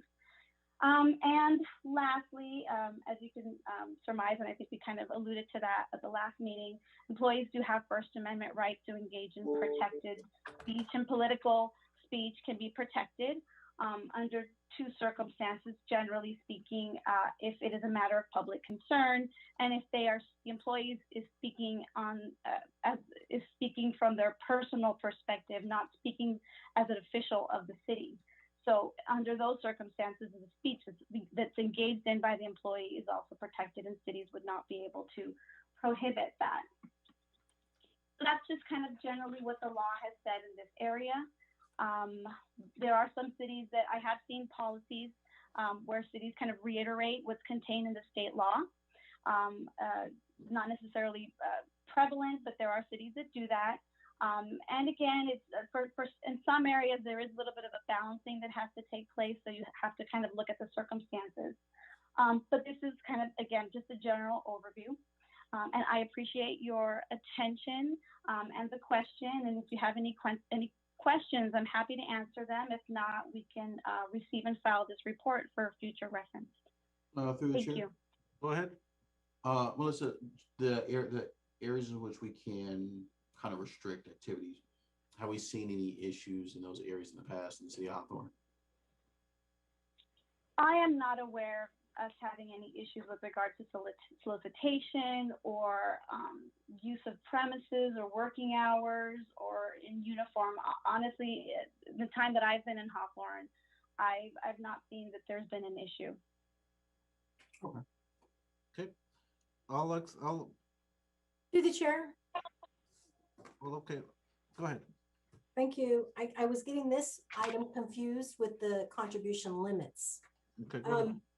But with regards to the city can prohibit the following, can we just assure that we have a resolution of sorts that reads to the state law authorization? If you're asking if we could have some sort of a resolution that, again, like a policy, like an internal policy that will reiterate the state law. Correct. We can certainly do that. We can certainly look at doing something like that. Yes. And then also, Russ, I don't know if you're there, but can we also include cannot use City Hall as campaigning from the offices of City Hall, or using any equipment, recordings, etc., and using City Hall as a campaign office with the city address. So I'd like to see that included. Okay, I'll just make sure that it's not preempted by state law. If it's already a state law, then cities don't need to duplicate what's already in the state comprehensive laws on that issue. Yeah, but I'd like a resolution for the record that where it states that state law authorizes no solicitation, no political activity during work hours, non-political activity using a uniform, labor code, and they're prohibited just, through the labor code, obviously through their unions, their First Amendment rights. And I wanted to include, as I made mention, use of City Hall for campaign offices or campaigning. Okay. Thank you. Councilmember English, thank you so much for mentioning that. I did not include that in this report, the issue of using city resources for political purposes, because this staff report was just dealing with employees, but that's a good reminder, again, from ethics training, that you cannot use city resources for political purposes. And that applies to everybody, not just employees of the city. Thank you. Thank you. Thank you. All right. City Manager, item 23. Thank you, Mayor. Since our last regular city council meeting, as the council knows, the American Rescue Plan has been signed into law by President Biden. And under this law, the city is anticipated to receive approximately $32 million in additional federal assistance to combat the effects of COVID-19 in the city. The final amount, we are awaiting determination by U.S. Treasury in the coming weeks. As it relates to receipt of funds, the city is going to receive these funds directly from the United States Treasury. The first tranche will be approximately $16 million and is anticipated to be received in about 45 days. The second tranche would receive 12 months later. And all these funds received under this program must be fully used by December 31st of 2024. Once guidance on the program is received from Treasury, this item will be brought back to the council to discuss development of plans to implement and utilize these funds. Thank you. That concludes my report. I make a motion. Second. Roll call vote to accept the update. Okay. Roll call vote. Councilmember Montero, Yes. Councilmember Patterson, Yes. Councilmember Reyes English, Yes. Mayor Pro Tem Valentine, Yes. and Mayor Vargas. Yes. The vote reflects mayor and city council voting yes. Mr. City Manager, your consent calendar, please. Mr. Mayor, I have items 25 through 29 on my consent calendar for your approval. I make a motion. Second. Roll call vote, please. Councilmember Montero, Yes. Councilmember Patterson, Yes. Councilmember Reyes English, Yes. Mayor Pro Tem Valentine, Yes. and Mayor Vargas. Yes. I'm so sorry. No worries. Real The quick. vote reflects mayor and city council voting yes. To the chair. Yes, ma'am. Go ahead. City manager, again, I'd like to see that, purchase orders that are being changed ultimately be given, could be at a minimum, if you will. And I think we discussed this. Change order requests, it's just a lot more information, a lot more research that we need to do with regards to why, et cetera, et cetera. So if we could limit purchase order, making purchase order changes, that's what I want to say. So we just keep that in mind. Understood. Thank you. Thank you. Okay, thank you. I'm just skimming through this. All right, we're pretty close to finish. Just wanna mention something before we go ahead. I noticed in the last couple meetings we've had like a litany of items, assembly bills and Senate bills to support, and they're important. Except I just liked for my colleagues who are putting these on the agenda just to see how how these come to the top priority wise for the city. Sometimes there might be some items that some of our local groups like the COG and the the SCAG might be asking us to support and to see, I like to see maybe some of what if they've already made a conclusion, not for us to make our conclusion separate from what they've done. So if they've already established what their positions are, then I guess we could be ready to consider something. But just to kind of filter through some of the items you're putting on the discussion action items and in the future, just so that it's just kind of hard to keep track of most of these. But go ahead. I mean, they're very important. So let's go through this one. The first one would be the request for the city for the farmer's market. Go ahead, Councilmember Monteiro. Thank you, Mr. Mayor. So like I stated before, so I've been working with this group and I have introduced them to Vaughn. We have a plan in motion to create a farmer's market at the Betty Ainsworth parking lot, maybe twice a month. So it'll be a Saturday. So we have not decided what time because we don't want to be in conflict with Torrance and some other farmers markets in the area. Because the citizens of Hawthorne has been asking for farmers market. Last year, there was a lot of discussion on the Nextdoor and Instagram about Hawthorne does not have a farmers market. We don't have a fresh product places. So I start to investigate and I'm bringing this to you to give the blessing for us to be, for this farmers market to be a city sponsored event. Okay, so we can help the operator begin the farmers market. So I can be able to talk to Vaughn and our city manager to create a annual lease fee for the parking lot and also a business license for the operator. So all the vendors can come under that business license. So we will have, for fresh product, we'll have the food trucks. We're going to have maybe 10% of the arts and craft that it's made in America or made at your own home. So we no Chinese goods. And what? International. Thanks for slipping it in there. Thank you. So handmade craft, made right in your backyards. And also some type of live entertainment, live music, and like band, and so it is possible maybe we'll start on July 11th if everything goes smooth. That I will have a meeting with Vaughn and Eric Lee to discuss all the logistics and how we're going to do this. So the operator will be in charge of doing the farmers market, so will not take staff time or staff resources. Basically, it's for us to make sure that it is a city sponsor event, so we can put on the billboard, electronic billboard. We can use the logo, and have some special fees to operate this farmers market. So could be able to make it successful. So I just need your blessing.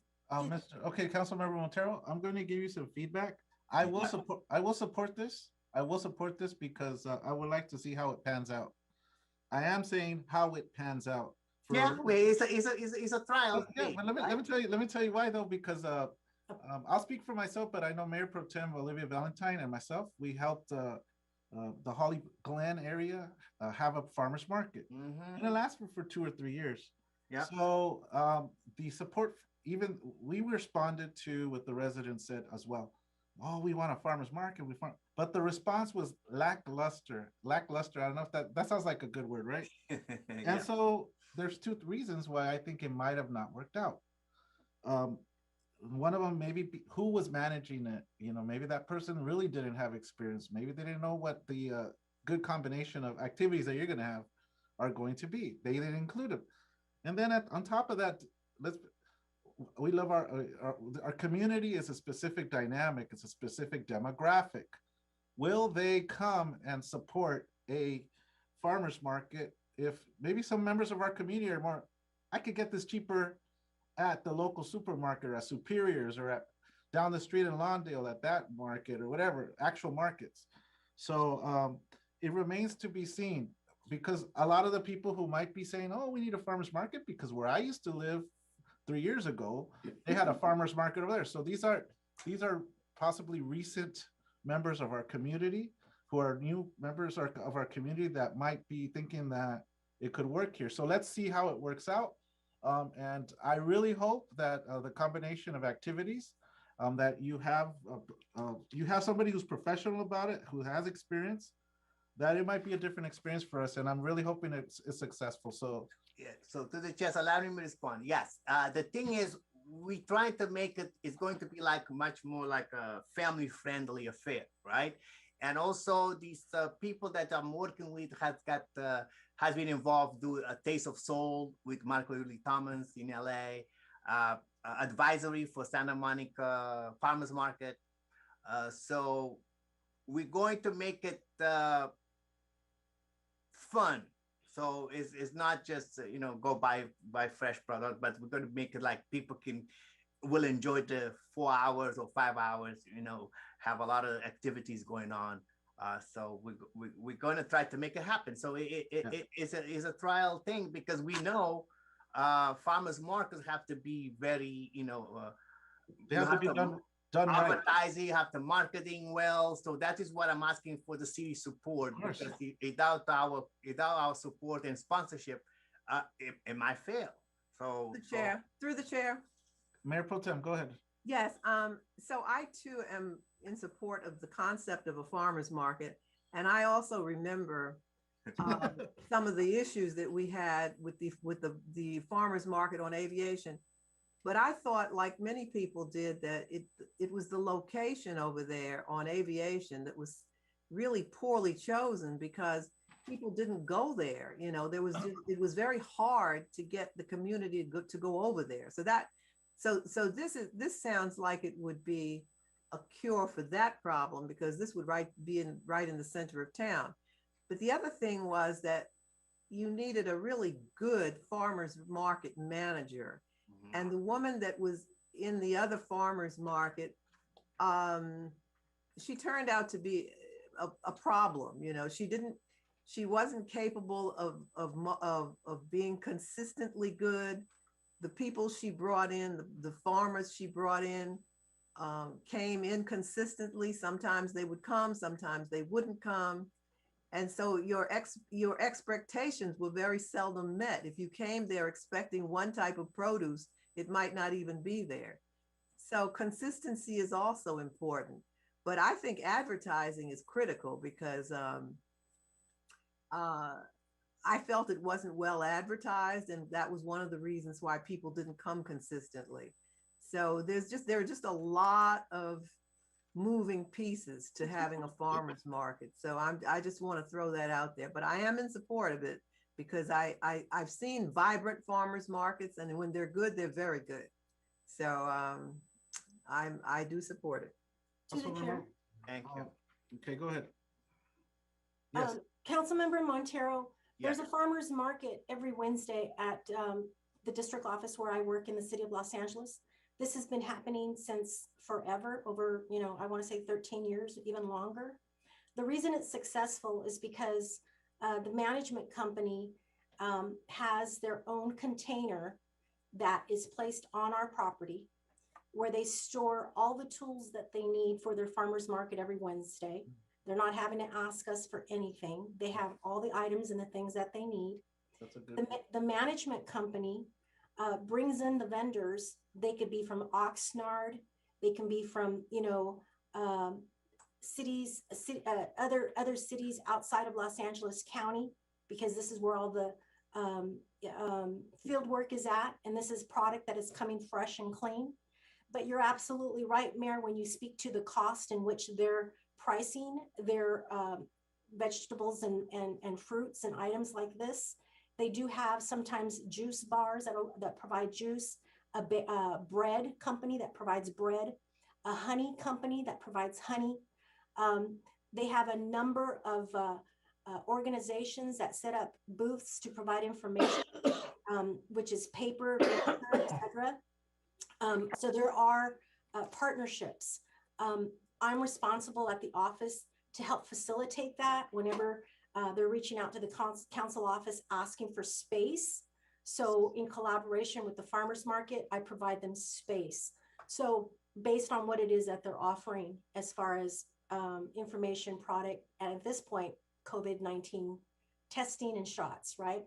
So all of this is important. But if you could include some of the recommendations with regards to, you know, this pilot project of sorts, but also just to secure, and because of the stories of the past, a good contract that reads very clear in black and white to the ultimate management company, holding them, you know, liable for whatever sources, I think is very important too. But great location, by the way. I think the parking lot over at Betty Ainsworth Hawthorne Memorial Center is the best location because of how large it is in size. You know, ultimately, I know that the staff over there are going to be crucial and important to us, especially Vaughn, since they've been hosting so many events out there on what would be the best setup for this and what would be the best traffic flow. But I still believe you're going to need resources, which would include enforcement, parking enforcement, perhaps just things like coning off certain areas, things like this. All of this is important, but I'm sure, as you heard here tonight, you have all the support that you need. We just want to do it right the first time and assure that we have a good product and assure that we have a setup where it's been thoroughly thought out and planned on paper and ultimately executed through thorough contracts and understanding. So thank you for your support. So those are the kind of things that, you know, thank you for bringing that up. So that will be part of the proposal. And then, you know, even I already told the operator that they have to bring their own portable, you know, portable bathrooms, their own security. So because I don't want the city to spend any resources. So we'll have a plan, and I think it will work. So I'll work with and finalize with Vaughn and Eric, and also with Russell. We'll go from there. Motion. Thank you. Motion. Second. Okay, I'll take the second on this one. But you guys can do the motion. So I have a motion second. It's fine. Motion Montero, second me on this one. I've given it to Council Mayor Pro Tem before. Go ahead. Roll call. Councilmember Montero? Yes. Councilmember Patterson? Yes. Councilmember Reyes English? Yes. Mayor Pro Tem Valentine? Yes. And Mayor Vargas? Yes. The vote reflects mayor and city council voting yes. SB 612, Montero. All right. So this is a bill that actually, the reason I brought it because, you know, Hawthorne is part of the Clean Power Alliance, and the Clean Power Alliance and the Southern California Edison have came into an accord to put this bill together because it called the inequity that exists among the consumers. Because in the past, you know, the Southern California Edison used to be the only provider providing electricity. But now we have the Clean Power Alliance, and some of the benefit that used to be for the everybody now is not being shared with the Clean Power Alliance consumers. So this Assemblyman Portantino that is from Pasadena and over there on that area have proposed this because right now, well, as you know, we have 30 cities and 2 counties that is part of the Clean Power Alliance that is serving almost 3 million people.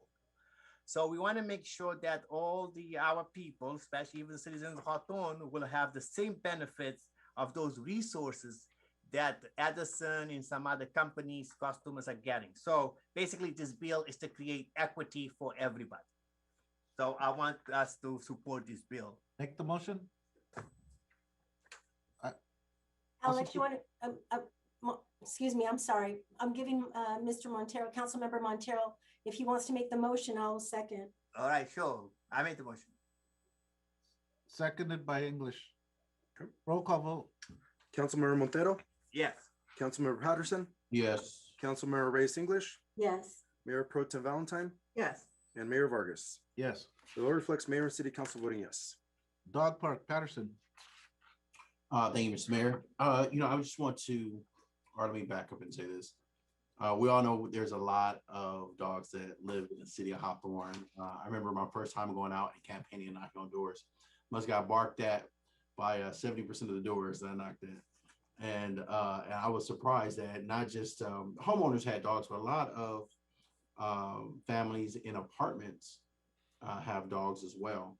And I've heard this for years that the city needs a dog park. So I want to ask the city manager, you can work with the community services director, identify a good location, maybe central location for a dog park in Hawthorne, and create a budget for it, and even look and see what dollars that exist that can pay for something like that.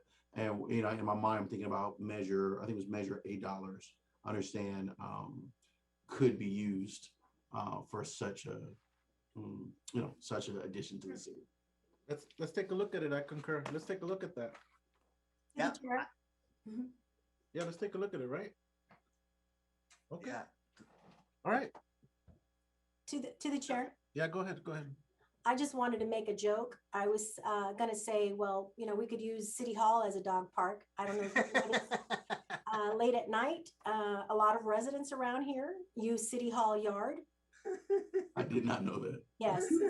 If you've ever come out of City Hall in the evening time or just driven by it, at night, all of the residents here use our City Hall property for their dogs to do their, business. Yeah, that's There are only a few that I've seen that have actual bags, paper bags in their hand to help. But city manager, moving forward on that note, can you just make sure that there's posts up on the yard here at City Hall that basically says to be friendly to our City Hall yard and to clean up after themselves, please? That would be very helpful. But I agree, we do need a dog park so that folks can identify exactly where that is and where they can take their pets. Thank you for that, Councilmember Patterson. To the chair. Yes, go ahead. So yeah, I do agree about the dog park. That's something that Vaughn and I've been talking about, for back few years. And we can look in all our parks that we have, especially we're going to remodel a few parks. So make sure that maybe something that we can look at, to include on those, because we just vote on the bids, right? That's going to renew, to renovate the Holly Park and I believe it's the Ramona Park, right? Yeah. Yes. And then I want to give it a shout out because we have a new business actually on Prairie, that is 12233 Prairie Avenue, that have a dog training, and also you can go and actually they can wash your dog. There is this machine, they can put the dog inside and give the dog a bath for you. So so dog grooming and dog training and dog wash and bath on Prairie Avenue, 12233 Prairie Avenue. They don't groom cats? Maybe. But it's called the presidential canine. Presidential canine, because the guy used to be a handler for the Air Force, for the Air Force One during Clinton administration. So. Okay, thank you, folks. Mayor Pro Tem Valentine, item 35, AB 41 Wood. Yes, this is AB 41 would enact legislative policy that would improve California's Dig Once policy and expedite the construction of broadband infrastructure in places that are unserved or underserved. So every fixed internet service provider who enters an agreement with someone to deploy broadband would have to notify people within that area how they could connect to the broadband. And the Department of Transportation would have to notify companies and organizations working on broadband deployment. They would have to have a website. They would have to notify organizations of any construction projects and they would have to notify the public of any department-led highway construction projects so that those companies and organizations could collaborate with the department to install broadband conduits as part of those projects. So it's a dig once policy. It's to expand the use of broadband for the entire community. I'll support you. Motion, second. Okay, okay, so I make the motion, I seconded. Roll call vote, please. Councilmember Montero, Yes. Councilmember Patterson, Yes. Councilmember Reyes English, I'm gonna abstain. okay. Mayor Pro Tem Valentine, Yes. and Mayor Vargas. Yes. The vote reflects mayor and city council voting yes, except for Councilmember Reyes English abstaining. Okay. To the chair, Go ahead, yes. real quick, I haven't had time to review all these recommendations for consideration from this, from the city. It makes it really difficult to be in agreement with a support. I don't even, some of this stuff is a lot legislatively. I know that there's, great interest across the board to see a lot of support, but at the same time, it sounds like there's a lot of work that is also being incumbent upon staff and City Hall. So I'll go ahead and listen, but for the most part, there needs to, in my opinion, Mayor Pro Tem Valentine, a lot of this could ultimately be your support as Mayor Pro Tem of the city. Through the Well, chair, it will be my support, but I'm asking for the support of my colleagues as well. through the chair. Could Yeah, the council vote- member. Go Could the ahead. vote be who wants to also go along with that letter as opposed to, it's gonna be all the council or not? I don't know if that's what the vote is. Oh, I think it appears that this is a total council support. Okay, so the broadband was supported by the South Bay Council of Governments. And that was, and we are instituting broadband in our city. We actually have a broadband contract. So it seems only natural to me that we would support this widespread legislation, which would make broadband available and accessible to the entire state. No, through the chair, I'm just speaking on General. all of these different bills that the vote be if we individually want to add our name to the letter or not, as opposed to being a vote for the entire council's signatures be added. To the chair. Well, no, hold on. David, Councilmember Patterson has Councilmember Patterson had phrased the question to the Mayor Pro Tem and the City Attorney. Mayor Pro Tem and City Attorney, can you respond to Councilmember Patterson? I'm not sure what the question is. Yeah. See? I gather from Councilmember Patterson's question is perhaps behind the scenes, somebody can solicit support behind the scenes, but I think what we're trying to do is to avoid any Brown Act violation. And Mayor Pro Tem Valentine is trying to basically just see who will support it. And if it doesn't get support, then we don't send out a letter, and she can perhaps send out a letter on her own letterhead. No, I mean, what I'm proposing is can the vote be who wants to add their name to the letter? Once it's passed, then we go ahead and just indicate in the letter that a majority of the council members either support or oppose this particular legislation. Gotcha. Okay. Look, Councilmember Montero. Chair. Go ahead, Yeah. Councilmember Montero. Okay. So this is, I have to say, thank you, Ms. Valentine, and God bless you, to bring all these legislation to our attention. But what my difficulty is a lot of them for one meeting, because we've been having this, last meeting we had a lot of them, and then this meeting we had a lot of them again. There's a reason for that, I'll tell you. And I know it's the time constraint. Is you have the limit of how many days. So sometimes these bills just going through the committees, and then sometimes they're going to the floor. It is important, but at the same time, to me, I have to be honest with you. There is some of these bills that I, for example, I would not oppose. I would support them. So that's what I would vote no. So I'll say, I don't want my city to be part of this opposition that can hint, especially it was the COVID-19 supplement paid leave that the governor just signed it. The workers' comp for the hospital employees, because the hospitals and the healthcare industry and the supermarket have made billions of dollars during this pandemic. So we have to protect the workers. So those are the kind of issues that I see. If possible, that we could only have maybe say 2 of these every meeting, every council meeting instead of 8. Let's give Mayor Pro Tem a reason, her justification as to why they are on. She says that there's a reason why several of these had to have been put here. Go ahead, Mayor Pro Tem. Tell us how. The reason is that these bills are all in committee or ready to be voted on.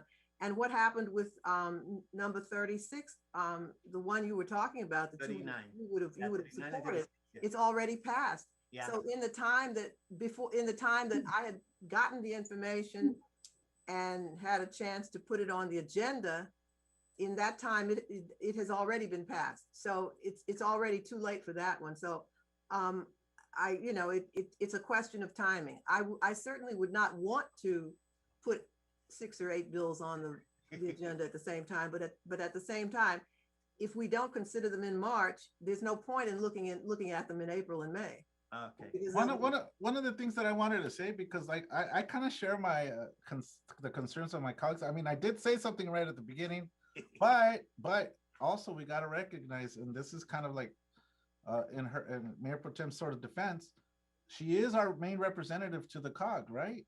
And so a COG is giving her these lists of things that they're asking for her to relate to us to see if we'll support.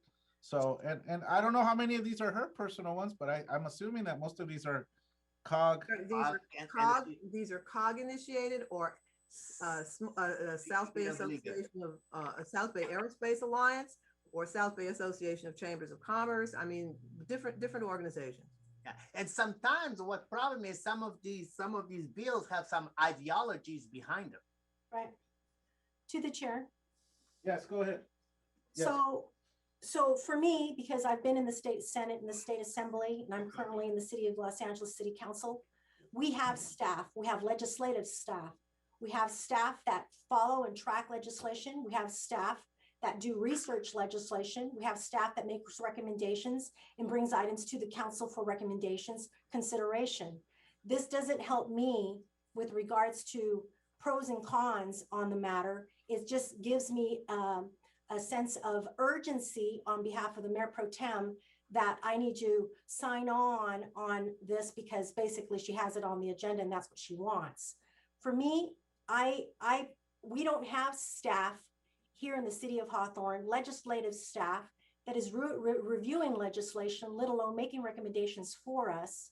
We have staff that these letters are going to that is taking up time because there's been a number of these types of letters on the agenda for them to have to make and send out. So at the end of the day, any of us on this dais, the mayor included, Mayor Pro Tem, at any given time, because all of us receive letters all the time asking for support on one item or another. It's to your discretion on whether or not you want to champion that cause with them or not.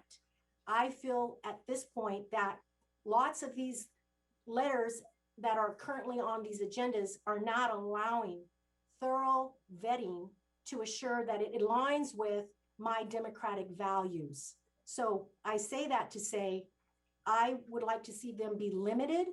And if they are pressing in nature that need to be passed quickly, that the Mayor Pro Tem takes the discretion that she has to write a letter on her behalf on letterhead, as Russ made mention, the city attorney, and send the letter off.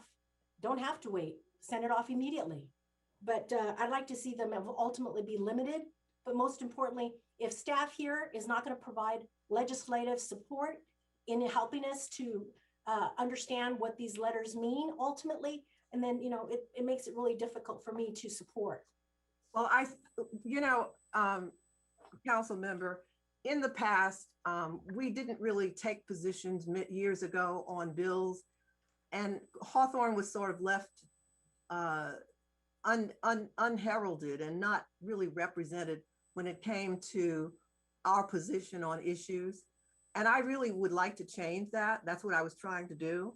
I really would like to see us take positions, and I would like to see other cities in the South Bay recognize that Hawthorne also has a point of view. We always in the past just kind of sat back and didn't take positions and didn't make our views known. So people, other cities didn't even know we had positions. So I thought it was important that we make our voices heard, that we take positions. If you don't agree with it, that's fine too. But I think we should be out there, and I think we should be known to other cities in the South Bay as a city that has a point of view. I think that's a valid point. That is a valid point. And look, I'll be honest. When I opened up the agenda, I was astounded. Like, what's going on with Mayor Pro Tem? I'll be asking. Like, there's a lot of them. But like I said, first of all, she's the representative to our COG. They relay a lot of legislation that they want to get our support from, or they have a position that they would like for us to do. And some of these, if you really look at them, they're like really issues that affect people that live within our city. There's a lot of hospital workers here in the city. We have issues with like with the military. Aren't we supposed to be like a big veteran support group? But yeah, of course, I would like for it to be smaller. I mean, I do agree with that as well.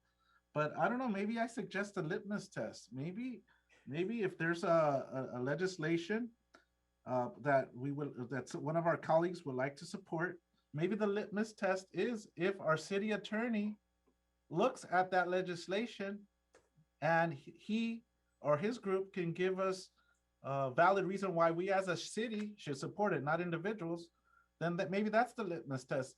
Maybe any AB or SB legislation that ends up in the bulk of the meeting would be something that we should start looking at, as opposed to having those in the action discussion section.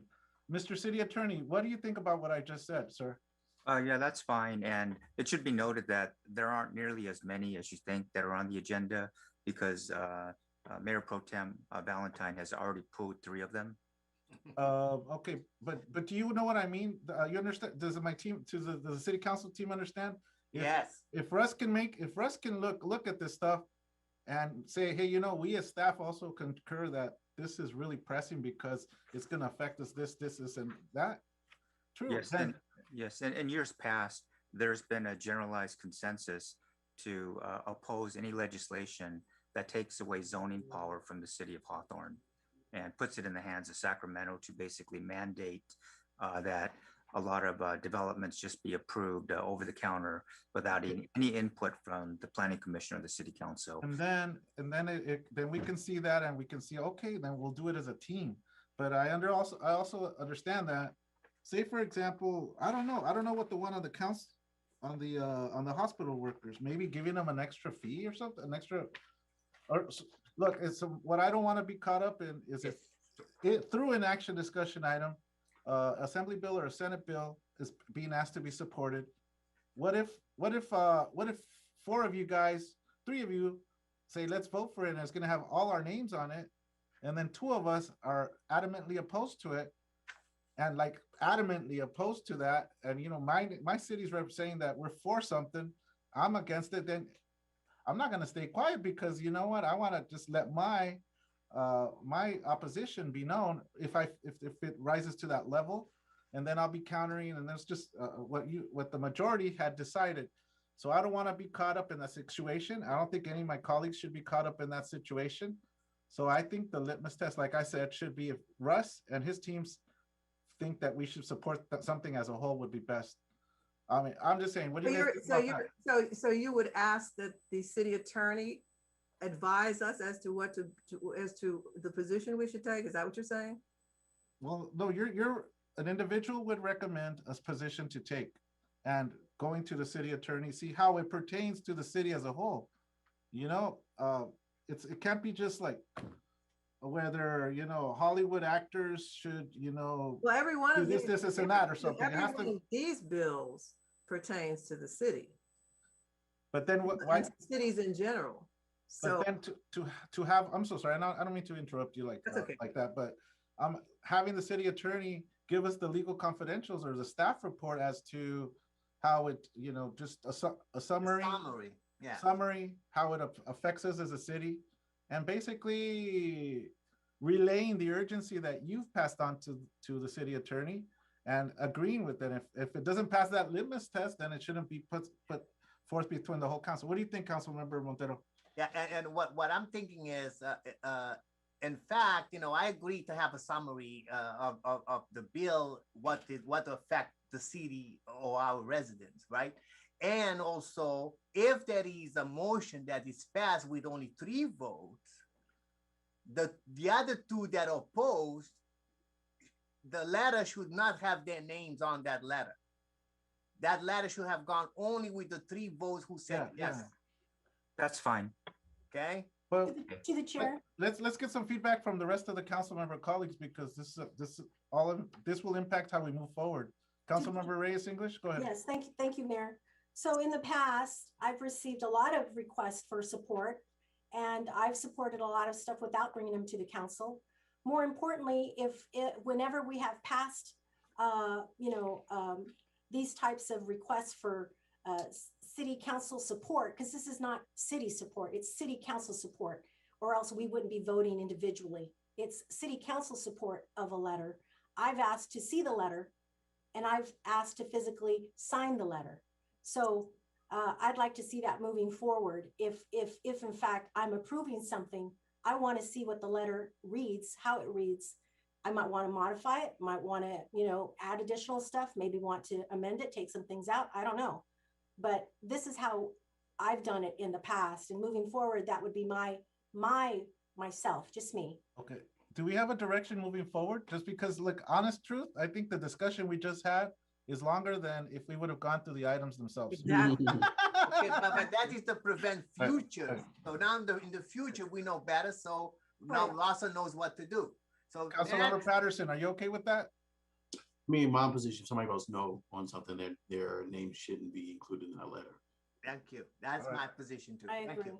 Okay, Next. so Okay, let's go. Let's move on with the items, please. And Mr. City Attorney, can you give us like a legal confidential on what we just said? Just a little report, feedback, whatever. Okay. Yeah, it's something that Councilmember English mentioned, which is very important. I hope you're not asking for a legal confidential on recommendation on how to vote on some policy. No. It's Because as Ms. English mentioned, a lot of these council members and legislators, they have a legislative staff to analyze these bills. Yeah. All we can do is read the legislation and sort of summarize it. Just determine what the impact will be on the city. Yes, that's it. That's not a legal confidential. Yeah, that's okay. What So it's a public thing. Next item, council member. What was the next item? Okay, the next one is the next one was 36, which also already passed.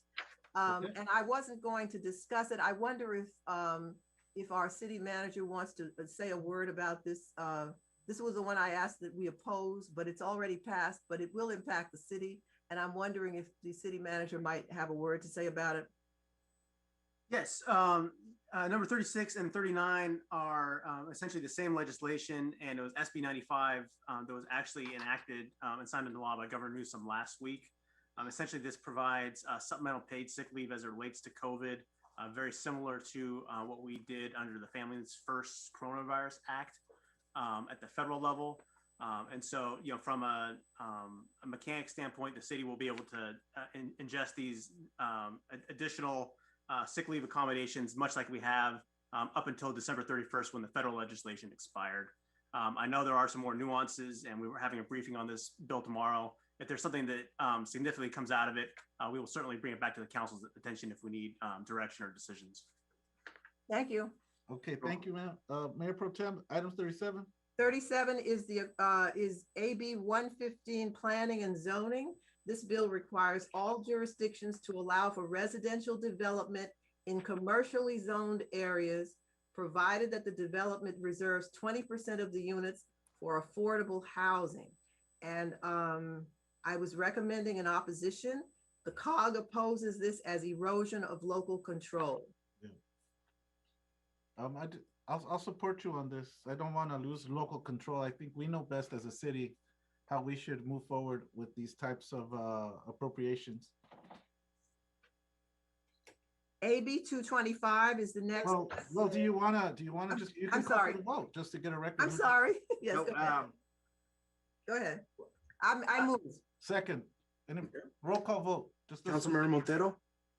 I'm going to abstain on this one. Okay, Councilmember Patterson. Yes. Okay, Councilmember Reyes English. Abstaining. Okay, Mayor Pro Tem Valentine. Yes. Okay, and Mayor Vargas. Yes. So So the vote, don't put my name on that letter. the vote reflects Mayor and City Council voting yes, except for Councilmember Montero and Councilmember Reyes English abstaining. So that's a good way of determining whose name should be on the letter. Exactly. But I still think that we should have these requests for support in the main body of the meeting with the summary. Mayor Pro Tem 38, please. Okay, this is the AB 225. I'm requesting that we support it.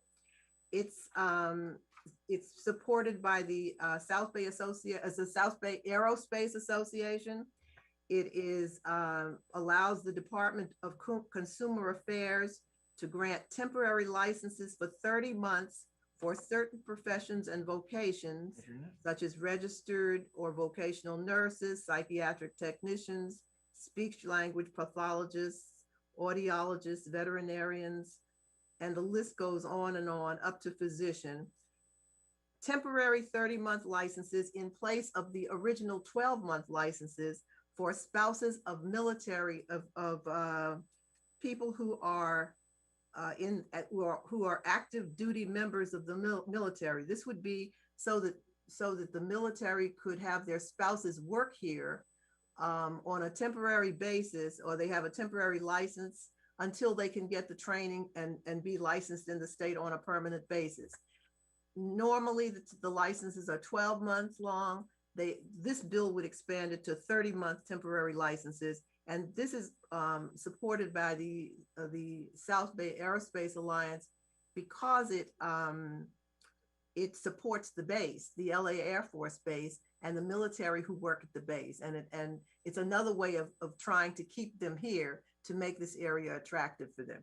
I move. Second. I make a motion. Okay, roll call vote, please. Okay, Councilmember Montero. Yes. Councilmember Patterson. Yes. Councilmember Reyes English. As a former military wife, yes. Okay. Mayor Pro Tem Valentine. Yes. All right, and Mayor Vargas. As a patriot, yes. All right. Did I top it up? Do I need to add those comments as well? The vote reflects Mayor and City Council voting yes. I just wanted to top off the council member, but I couldn't. She's a wife. She was a former wife. Okay. All right, let's move on to the next one. Mayor Pro Tem. This one is SB 213. Oh, yeah. And this one is Says it was pulled. No, this is 213. 40. Number 40. Oh, 40 was not pulled. okay. This is a request to oppose SB 213. Existing law establishes a workers' compensation system to compensate an employee for injuries sustained in the course of employment. Existing law creates a rebuttable presumption that specified injuries sustained in the course of employment arose out of in the course of employment. So SB 13 would create a presumption of compensability for a broad range of injuries suffered by hospital employees providing direct care to patients at acute care hospitals. It would define injury for a hospital employee who provides direct patient care in acute care hospitals to include infectious diseases, cancer, musculoskeletal injuries, post-traumatic stress disorder, and respiratory diseases. It would create a presumption, which means that the employer would have a difficult time overcoming the presumption. So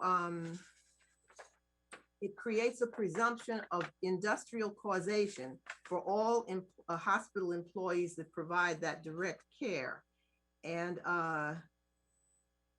injuries occurring within the course and scope of the employment would be automatically covered, and hospital employees would not need to demonstrate work causation for specified injuries or illnesses in any circumstance, and they would be presumed under the law to be work-related.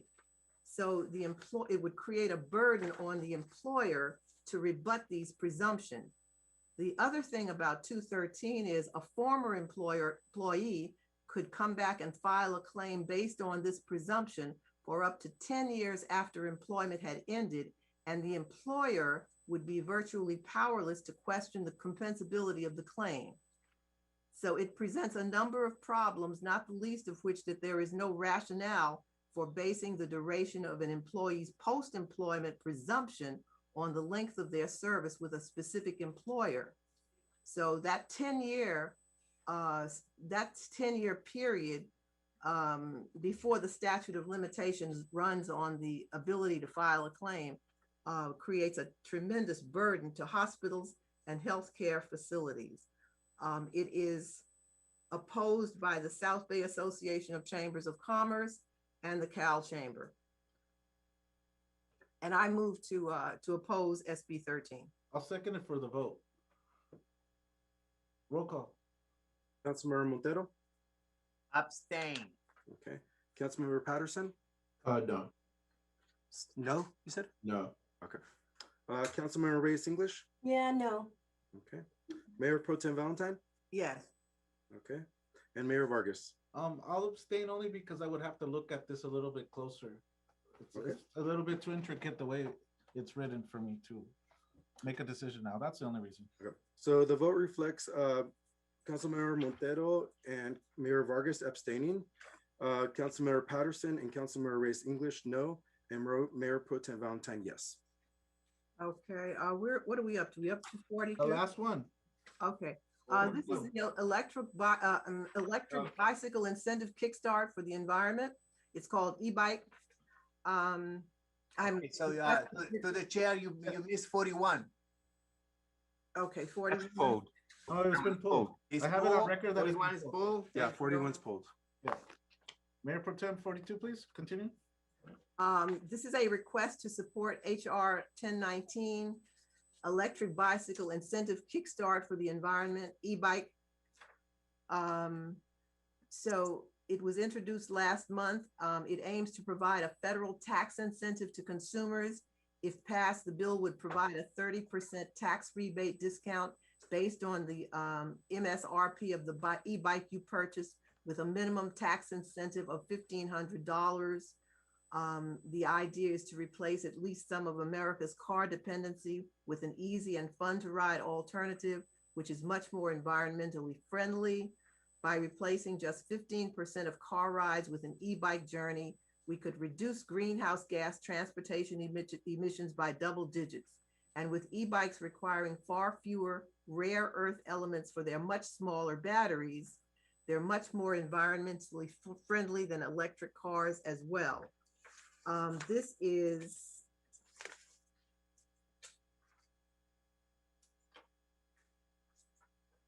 studies have shown that 70% of the trips taken in the South Bay are less than 3 miles. This is one of the alternative vehicles that the COG supports in its local travel network. So I'm recommending support of HR 1019 on e-bikes. I move to approve this bill. For discussion? So I second it. Go ahead. You can ask your question. For discussion, City Attorney? Yes.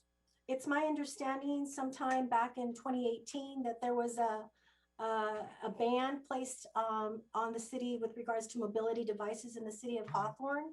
Is it possible, again, to request a legal confidential with regards to this proposed electric bike? Just because I know there was policy drafted 2 years ago that the city council and mayor and everybody voted for banning. So I suggest, and I would make the request to you to provide a legal confidential with regards to the electric bicycle incentive and whether or not that's in fact contradicting what the council proposed in 2018 with regards to a ban. Oh, no, there's no inconsistency because we were just talking about dealing with these companies that wanted to put those scooters in the city, a whole bunch of scooters in the city, and basically just drop them off at the sidewalk. And a lot of cities in the South Bay and maybe throughout LA County have also prohibited these companies from doing so. It doesn't prohibit individuals from having their own, in this case, an electric bicycle to use to ride through the city. Yes, these bikes that in this proposal, these would be owned bicycles. The individuals would own the bicycles. They wouldn't be renting them. Their own bikes, they're electric bicycles, which is different than the scooters that those companies would just drop off all over the place. So they're like, you've seen them, you know, like people are like, why even like have a bike and with wheels and all this stuff? Because it's a motor that's pushing you along. But I guess it's cleaner. I'm going to recommend that you go to the COGS website, because there's a whole section on the COGS website on the local travel network, and e-bikes is part of that, as are all sorts of other local electric bikes and all sorts of bicycles and vehicles that are electrically powered. And there's a survey that there's a survey to be taken. So I recommend that you go to the COGS website and look at them. I'll make the motion. Second. Okay. I had already made the motion. You did. Oh, gee, sorry, God, it's so sensitive here. I had made the motion. All right. I'll give the second to Councilmember Montero. Okay. Councilmember Montero? Yes. Okay. Councilmember Patterson? Yes. Councilmember Reyes English? Yes. Mayor Pro Tem Valentine? Yes. And Mayor Vargas? I'm going to say yes, but I also want to add that every single time it seems like we give incentives to these electric vehicles and stuff, these things end up costing an arm and a leg, and you can't even afford the darn things. Right. So, but let's see how it rolls. Let's see how it pans out. Yeah. The vote reflects Mayor and City Council voting yes. I should have added that at the reports for council members. You know, Mayor, I was on the fence there because of the safety factor, because I've seen them and how fast they can go. Yeah. And I've seen them also without helmets. So it's a safety factor. But you know also about like how these cars they're supposed to be electric vehicles, and then they cost more than a regular gas guzzler. So if somebody who has like is barely making it, are they going to be able to afford to help make the environment clean? No, it's hard. They're going to get a tax credit. Yeah, but that's not enough. That's not enough to really compensate and balance everything out. But we're let's see how it works out. All right. So let's try to make this part efficient as well. We've been doing great. City Treasurer, our City Treasurer, where are you at? Mr. Fallon, go ahead. We can't hear you. Okay, well, Mr. City Clerk, just go first, and then we'll go back to City Treasurer Fallon. Sounds good. I'll be pretty quick. So just want to thank everyone for watching from home and for the public for their comments tonight. Just have a few updates. So congrats to Vaughn, his team, and everyone involved for ensuring that we issued vaccines to our community last week. Please make sure to attend the Bunny Bonanza and Earth Day drive through this March 27th from 9 a.m. to 12 p.m. taking place at Betty Ainsworth parking lot. In regards to COVID-19, even though case numbers are improving, please continue to wear your mask because there are some states where their numbers are increasing. In regards to vaccines, if you're eligible, please try to get vaccinated. If you do not know if you're eligible, you can go to vaccinatelacounty.com for more information, including appointments. That is all. Have a great night, everybody. City Treasurer Fallon. Can you guys hear me? Yes. Yes. All right. Sorry about that. Wow, that's a lot of money. COVID money coming to the city of Hawthorne. That's good news. Yeah, I don't have much to report. Great meeting. I'll leave it at that. Cheers. Thank you very much. I like your report. Thank you. Councilmember Reyes English. I just want to bring to the attention of the City Council on some feedback that I received from some loyal advocates with regards to the whole G5 satellites and things like this, where Elon Musk and Amazon are battling to put satellite internet in your backyard. I don't know if many of you know this, but it's something that we must understand with regards to satellites. And it's my understanding any potential effects that it has on our health, our physical and mental. We really need to ask more questions on broadband and the need for speed or not, especially satellites versus underground connections. Other internet alternatives that are safer, cleaner, and smarter choices, especially for the environment we live and ultimately breathe. There's, as we know, hundreds of thousands of satellites that live over our heads. They then radiate sound waves back down to Earth, ultimately touching home antennas that provide power to all of our favorite gadgets, as you know, internet, cell phones, TV, cable, boxes, etc. And you get what I'm saying. It's something scary that unknown effects of radiation could cause, cancer diagnosis, ultimately, whales and animal life dying off at land and sea, and maybe even contributing, from what I, hear through the grapevines, autism.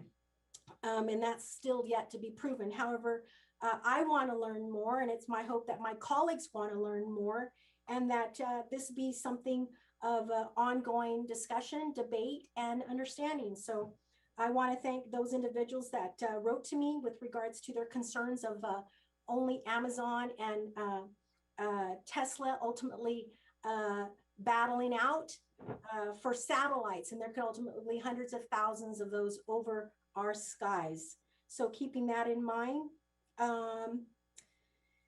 there's some other items that were brought to my attention from, say, for instance, participation in Relay for Life. I know that's something that Councilmember Montero has been an advocate and champion for. There's an individual from the city of Redondo Beach that is asking the city of Hawthorne to partner with. Councilman Montero, I'll be more than happy to forward this email to you so that you could engage this individual, since you're most experienced in this and I'm not. However, I have participated in rallies previously.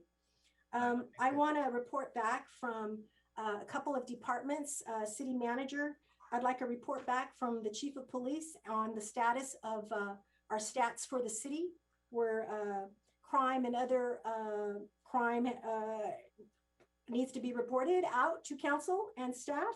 I haven't heard anything since I've been here, and I'd like to hear how we're doing with regards to stats in the city of Hawthorne. I also would like to hear back from the city housing department to see how our application processes are going with regards to families and individuals who are applying for rental assistance. It's my understanding that there's a lot of individuals that have yet to hear back from the city. Moreover, there's a lot of Spanish-speaking individuals that have not been contacted.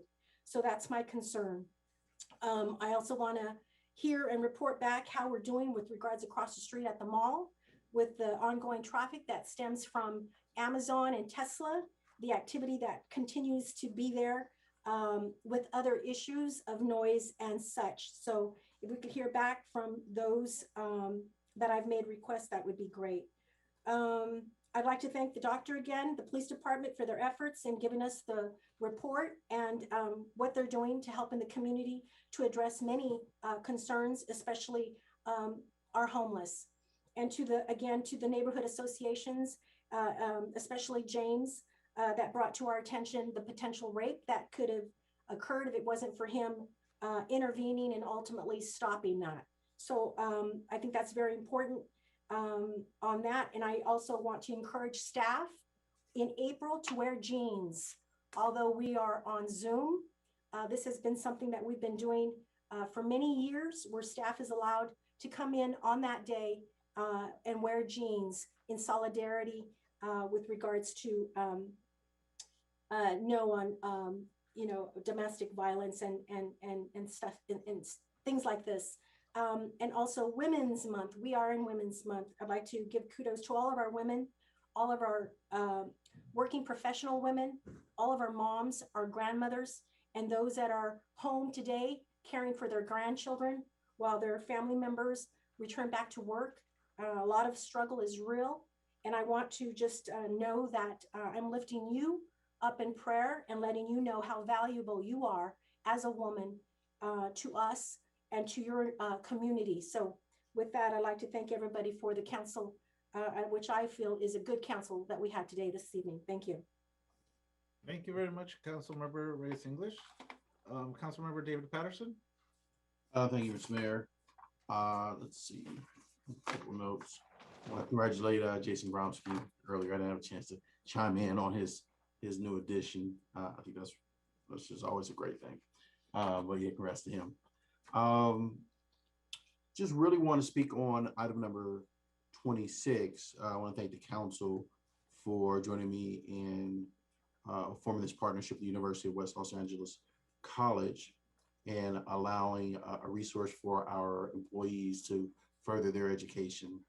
University of West Los Angeles College offers a part-time JD as well as a master's in organizational leadership and a bachelor's in business administration. I first ran into this company because this educational institution, because I have an interest in law myself and thought about pursuing my JD at one point.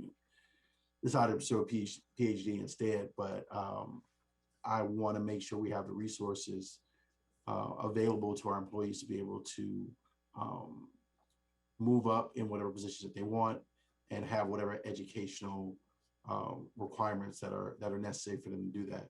And so with this partnership, it's going to provide 25% off the normal retail tuition to our employees for them to be able to attend this university. So so thanks again for you guys joining me in improving that, and I hope many of our employees take advantage of this relationship.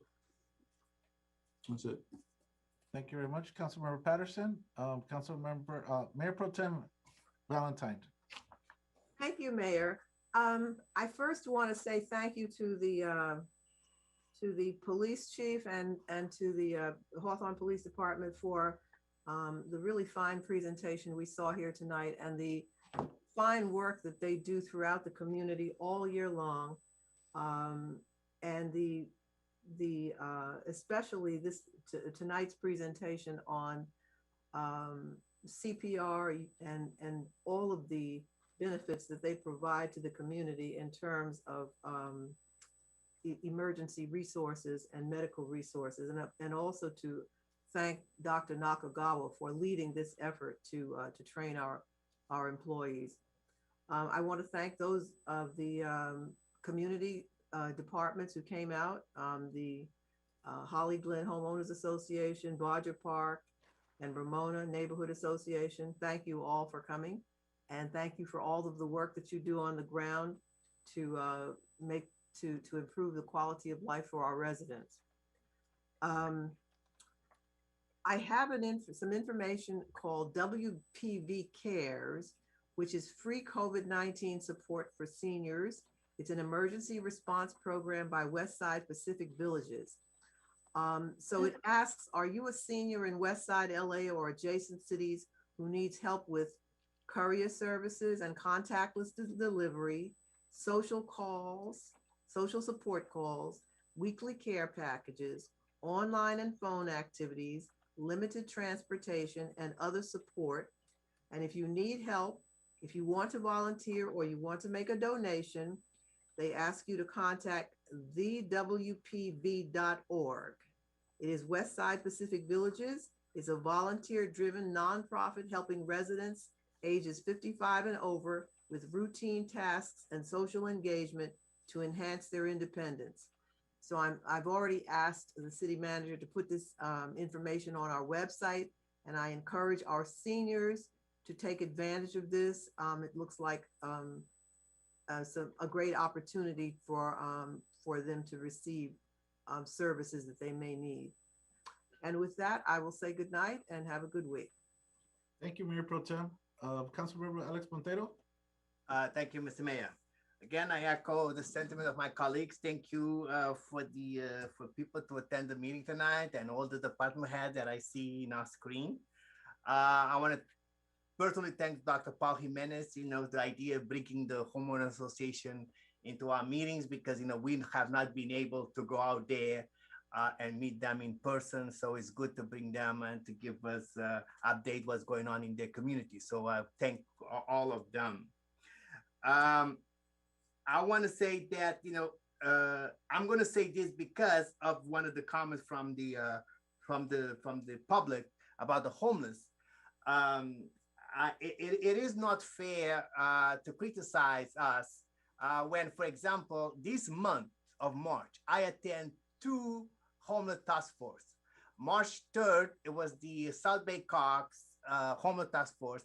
And on the March 16th, it was the Hawthorne homeless task force.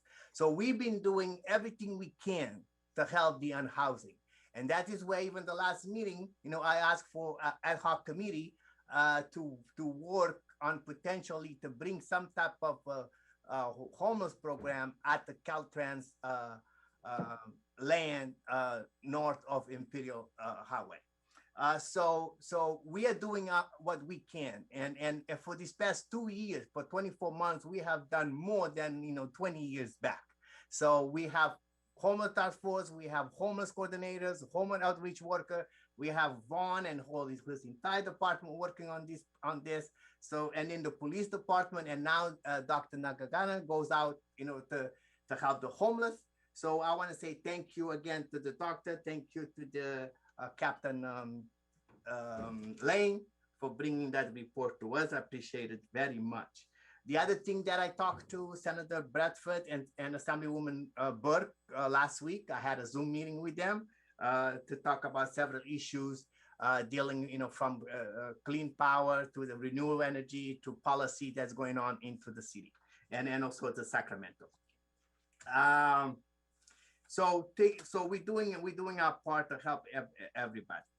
I want to, well, actually, before I give a directive, I want to talk about that we're supposed to have a study session about the mall by ourselves with a consultant without the Amaga Bay Charles Company. So where are we on that study session? Councilmember Montero, when my turn was going to come up, I was going to have I was going to call for a special meeting for Monday, April 5th. Are you okay for Monday, April? Is everybody okay for Monday, April 5th at 11 in the morning? So we can have that study session with our consultant? Can you guys take a look just so we can just conclude that? Because that was part of what I was going to say. What time? 11 in the morning on Monday, April 5th. Yes. That's fine with me. Councilmember Reyes English? You're muted. I have a conflict. I could do, the 6th, the 7th, 8th, or the 9th, but the 5th I have a conflict. And I would like to participate since Councilmember Patterson and I are part of an ad hoc committee and ultimately worked on. Well, we're all going to meet during this. This is all us. So can you do 12 noon a little bit later on the 5th? I can't that day. The whole day? Yes. That's why I said I'm available the 6th, the 7th, the 8th, or the 9th. Can you guys do the Wednesday, April 7th? Mr. City Attorney, can you do Councilwoman Reyes? Can you do the 7th? Yes. At 11? Yes. What about you? That's fine. Mayor Pro Tem? Yes, I can do that. Councilmember Patterson? You're muted. Councilmember Patterson, can you? Yeah, that's fine. All right. Thank you. Do we have any conflicts at the city attorney's office? No. All right, the 7th at 11 a.m., please. Through the chair. Go ahead. Just to be clear, it's going to be a study session with our consultant on the mall. Yes. And we'll confirm tomorrow that he's available. And if for some reason that doesn't work, we'll get back to the council as soon as possible. Yeah, so I'm calling for it. Go ahead, continue, Councilman Montero, with everything else. Thank you, Mr. Mayor.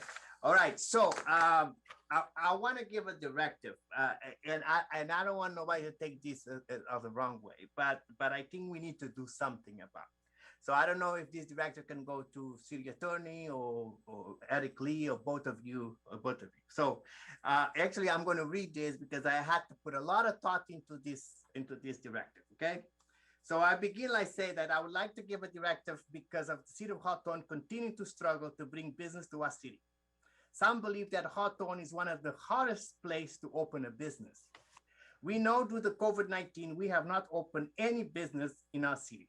We have some developed owners that would like their projects to move forward in order to help our economy, especially hotels and fast food restaurants. Just keep in mind that consumer spending, sales tax, and transit-oriented taxes, TOT, has helped us balance our budget. So I would like our city council to make it official that we need to help these business owners move their project forward based on past practice and precedents, administrative approval that has been used in the past. I am not asking for special favor to accommodate any business developer. It is my understanding that some of these projects were approved by Planning Commission and received other entitlements based on condition of the CUP, the condition use permit. Due to the 3-year status for which the entitlement was granted, some has expired. But the city failed to notify the developer that this entitlement had an expiration date. So now the developers are ready to build, willing to bring their brand to Hawthorne. So they have contractors that is willing to give them the money to start building, and they cannot wait forever, okay? Again, I am not asking for special favor for no one, but let's move these projects forward and accommodate the need of the business developer and the city itself. So thank you. I would like a motion on this to be official, please. I'll second that.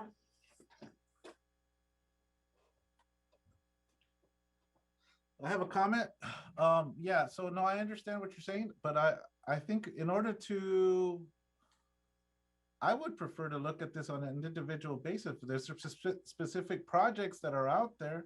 I mean, having our city attorney give us a legal confidential as to our perspective, you know, from our city's administration's perspective. Sometimes a lot of developers and businesses come to us and say, give us a story. And then they don't tell us the complete story, and then we end up finding that it's something else. Can you provide us that as well, Mr. City Attorney? I'll be willing to vote along with my council colleagues. I just do think so, but with the added condition that we are supplied with the specific projects, our legal perspective on those specific projects and anything that might be counter to it, because I don't want to be making a decision that we're not going to be able to sustain because, you know, we're not in the right, you know. Well, I'm not saying it's right or wrong, Mr. Mayor. What I'm saying is for us to move these projects forward, and Russell, absolutely, and Eric, absolutely. They know what I'm talking about. Because when people contact you, more than one, so we need to move. So it's our responsibility as elected official to bring these situations into the daylight. Exactly. Because I don't like to I don't want to do things under the table. I want to be transparent. So that is what I'm saying. Let's help these business develop, because this is not for, you know, for affordable housing no, there is no housing involved. This is a project that is going to bring sales tax and TOT tax to our city. And those are the bread and butter of our budget. Absolutely. So, and I would like us to vote on this, please. If it's a directive, why would you need to vote on it? Well, but I want to make official. Like I said, I want to do. What are we voting on? What are we really voting on if we don't know what the specific projects are? Russell, let Russell speak. Russell, go. Oh, yes, I know what Councilmember Montero is talking about. And I don't think he wants to blame anybody. He just wants to resolve some of these issues and move forward and try to get the developer squared away so that he can resubmit his application to renew his entitlement. Well, yeah, that's good. I'm sorry, I'm not really clear on what's going on. Are we talking about one developer? No, more than one. Yes. Oh, I know what is meant, so I'll take care of it. It's more than one. It's not just one, Ms. Valentine. Oh, well, then let me ask right here and now and then, Mr. City Attorney, do we have the legal standing to be able to move forward with it? Oh, yes. When the entitlement has expired, it's just a matter of resubmitting. Okay, I mean, well, thank you for the summary. That's why we need summaries. I mean, sometimes council members can't explain the whole thing all through. No, but thank you. I support it. Go ahead. Roll call vote. There was a Councilmember Montero motioned and I second. Yeah. Roll call. Right. Councilmember Montero? Yes. Councilmember Patterson? You're muted, Councilmember. Yes. Okay. Councilmember Reyes English, Yes. Mayor Pro Tem Valentine, Yes. okay, and Mayor Vargas. Yes. The vote reflects mayor and city council voting yes. Thank you, and I'm done, Mr. Mayor. Thank you. You Good sure night. no go backs? Actually, what I want He's you over to his time. Hold on, I want you to adjourn the meeting on all those souls that we lost this week. Remember, we lost 8 people in Atlanta, and now yesterday we lost the 10 people in Colorado, and include the police officer. So if we can adjourn the meeting on their behalf, and our prayer goes to all the victims' families that are suffering of this whole tragedy. Thank you very much. Okay, so yeah, so we're going to have a discussion with our consultant on the Hawthorne Mall, April 7th. Also, thank you very much, City Clerk Paul Jimenez, for bringing the Homeowners Association. That was a really, really good, something really good that you did for us, so that they can talk to us and kind of share what they're doing, maybe some concerns. But as through the chair, I'll be sending all of you their contact information Yeah, for any of absolutely. you want to follow up with them. But I also do want to respond to at least one of the homeowners association's presidents when they said that the city is wasn't responsive enough to an incident that occurred on with the possible rape. I mean, and that I have to disagree. We responded as best we could and as quickly as we could. I disagree. I do not agree with that. And I think we need to make sure that we nip those, that information in the bud. But the thing is, even though we are not responsible for that strip of area, which is the bike path, that is a county county area. We did what we needed to do to notify our colleagues in the sheriff's department and our colleagues in the supervisor's office to be able to address that specific issue, which belongs to them. So sometimes I just want to let people know that there are certain parts of Hawthorne where people think it is part of Hawthorne, but it's actually county area. And in particular, I mean, I see Councilmember Reyes English nodding her head. So sometimes one of the so like that area is county, and then there's a little part of Moneta Gardens, which is county. Yeah. And people say, why don't you guys patrol our area? Why don't you? Because this is county, and like we just can't do it. It just doesn't belong to us. I mean, that's why people set borders up like that, right? And then my council colleagues also know that along Inglewood Avenue, right? I'm gonna see some shaking of the heads. There's like parts of Inglewood Boulevard belong to Weisburn, which is a county. And so why don't you guys shut down that illegal operation, or why don't you guys do this? Well, or right across the street from the Moose Lodge. Yeah, I know what you're talking about. And it's like we can't do it. We do. Well, guess what? Hopefully now with our new representative in the county supervisor's office, I have to say I was very, very disappointed with our previous representation. But now, hopefully, I echo, yes. Hopefully now, yeah, very non-existent. Never came to our council meetings now. Supervisor Holly Mitchell has called for at least 2 mayors meetings with mayors. So she's engaging with us. Those are opportunities to talk to her and share what our concerns are. So I'm hoping for a better relationship with the county, LA County. So along Inglewood Avenue, you have certain parts that aren't part of City of Hawthorne. So it's important to remember that, there's certain things we can do and certain things we can't. And we do the best we can, even though it's not our properties. At least we'll call somebody from the county. Oh, and then another thing also to remember is like, why don't you guys do this over here right next to the freeway? It doesn't belong to the City of Hawthorne. It's Caltrans. It's Caltrans. It doesn't belong to us. Even though we would love to take ownership of that, it just doesn't belong to us. We can't touch it. We touch it, we're liable or something, right? This one, I will, this specific thing, now that we're talking about this, Mr. City Manager, I need you to get our public works director yourself, and I need you to take a look at the exits from the freeways that lead to the City of Hawthorne. There is trash up and down those exits. And that, again, people don't understand that it belongs to Caltrans, but that's a representation of the City of Hawthorne.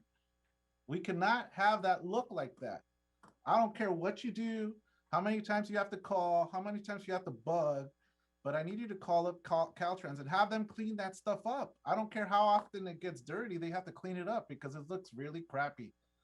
I'm talking about the Hawthorne exits along the Hawthorne exits of the 105 off of Hawthorne Boulevard, the exits off of 120th off of for the 105 exits there. Both of them, there's some right there. The exits, it's like usually the entrances don't have a lot of entrances. It's the exits. So I need 111th Street also. 111th Street as well. Terrible. 405 Rosecrans. 405 Rosecrans, you know. So we cannot allow. Excuse me, Mr. Mayor, we have an ambassador that's been assigned to us from Caltrans. We should get have a meeting with him and a meeting. I mean, I'm sorry, ma'am, but I don't even believe meetings. It's like we just have to have them do the darn things because meetings and meetings and meetings. It's like right. No, I'm not disagreeing with you. I'm not saying it in a bad way. I'm just saying we need to push them because we just can't cut them any slack. Mayor, I'm sorry, Mayor, real quick. Yeah. You're absolutely right. Myself, as a field deputy in the city of LA, I have a Caltrans liaison person that we contact whenever we want our highways and freeways and things cleaned because it is their property. It's important that the city manager engage Caltrans and get a name that is his liaison that he could call on when there's these types of requests coming from the city. There's a liaison. I wouldn't suggest an ambassador. Yeah. Because you have one-on-one contact directly with Caltrans. Another county property that is not city is Crenshaw on 135th. That is not that is not city property. That is county, where 7-Eleven is at. Yeah. And there's always complaints of speeders and people speeding down that street. We've done a lot to help because we never got any response from the previous supervisor. So I'm glad you're bringing this up, Mayor, because there are a lot of locations in our city that folks are not aware. If you see the city of Hawthorne signs with the city emblem, the city logo, that's Hawthorne. If you don't, and they're just blue in color, that's county. Yeah. Okay, thank you. Thank you for adding that to my points. Appreciate that. Mr. City Manager, can you please give us a report? It doesn't have to, it's a white paper report on who you've contacted, the fact that you all the entrances and exits that are problematic, all the entrances and exits that cross through Hawthorne, identify those, and after you've figured out who your contact is, tell us the nature of your communication, relaying our concerns. Understood. And requesting them to and including that the request for them to have cleaned this stuff up and what their responses are. If you get a response in a timely manner, that's why I'm giving it a couple weeks. So if April 1st is the end of the work week, we would expect this report then, or April 2nd, which is the Friday if we're working, okay? That's next week. Yeah. You're gonna give him 2 weeks or 1 week? Do we want this thing cleaned up or what? Yes, all right, thank you very much. Thank you very much. May I interject? Go ahead, man. Yeah, I'm going to suggest, Mr. City Manager, that you contact our ambassador who has been assigned to us. We have a name, and I think he should be the one we contact first, that he actually is responsible for our area. That's fine, Mr. City Manager and Mayor Pro Tem. But as a result of that, it's because we're going to have the person that's directly in charge of the maintenance. They're going to be the they're going to be the one to contact in order to get that person. Yeah. Well, yeah, that's good, actually. Thank you. All right. Thank you, colleagues. I'm glad you guys all echo like my concern. Yeah, Mr. Mayor, just a quick, when you go to that meeting with Holly Mitchell, before you go, I want to give you a wish list. Okay, that's fine. Absolutely. Okay. So all of us will have things to put on that list, so you can take it to her. Kind of like the action discussion item list that we have. Yes, yes, exactly. I have about 12 of them. Oh my God, dude. Okay. Because like you said, we've been neglected for 16 years. Yeah. Yeah. Actually, really, for real, let's talk about that. And when I have that meeting, definitely. You're right. Okay, so let me just move on. So we Well, can, actually, the city manager and I have a meeting with her on Friday night, so, if you have anything that you want to relay, let me know. Councilmember- Okay. at any of these meetings, Councilmember Montero. Okay, I'm almost finished. So, I mean, it's almost time. I'm hungry and everybody's a little bit tired too. Okay, so, and then I also have a issue.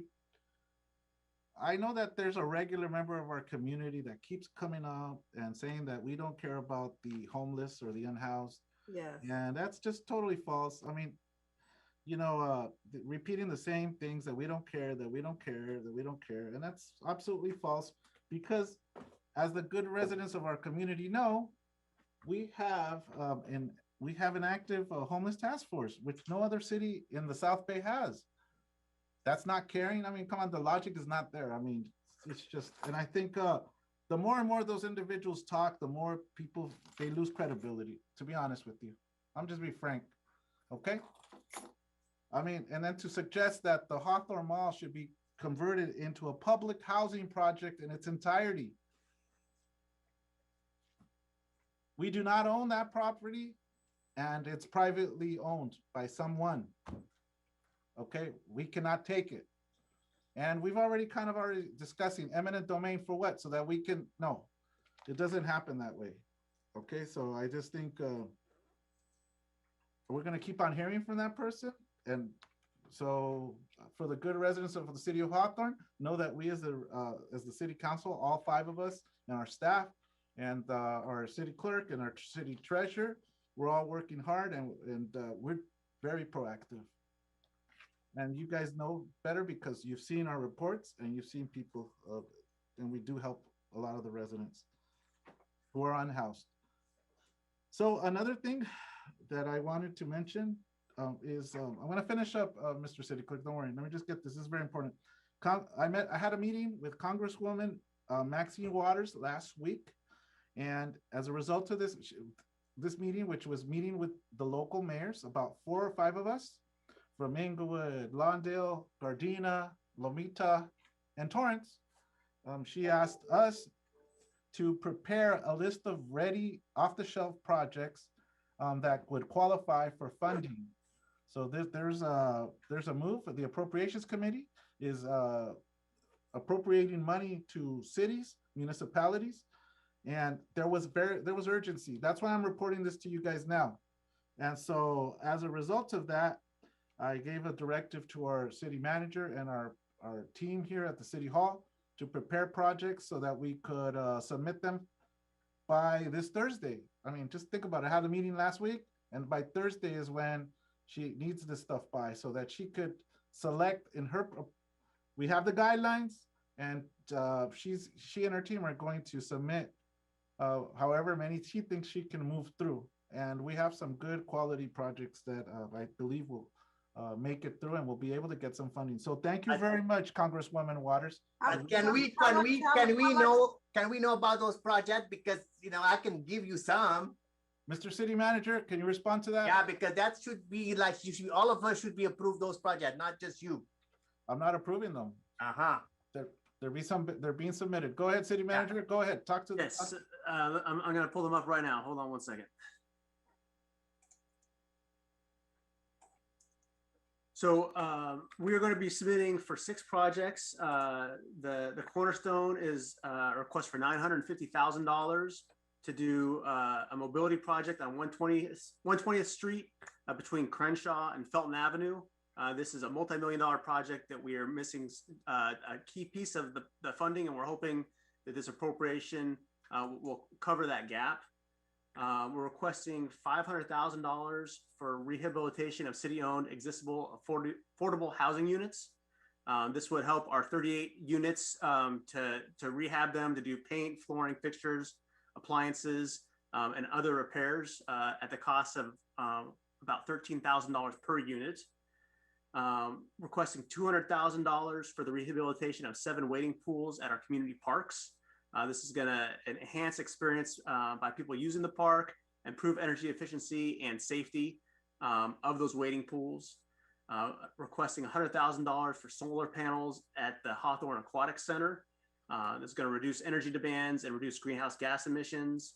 requesting $100,000 for an integrated video safety system.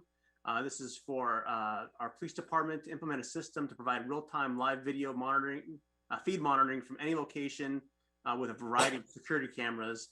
The idea being that schools, businesses, places of worship, private residences can opt in to allow the police department to have access to their video feeds, increasing safety for responding officers to any incident, as well as increasing the effectiveness of any emergency operations center activities.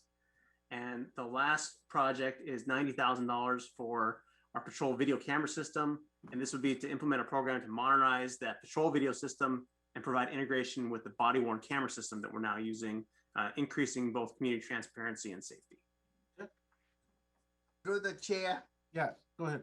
Look, one of the things that probably we should add, and it's because since the Congress of the United States and the President Biden is maybe to help also revamp the small business, you know, or bring more dollars maybe to revamp Hawthorne Boulevard and Rosecrans, because those businesses are looking, you know, some have plywood on them. So they need help.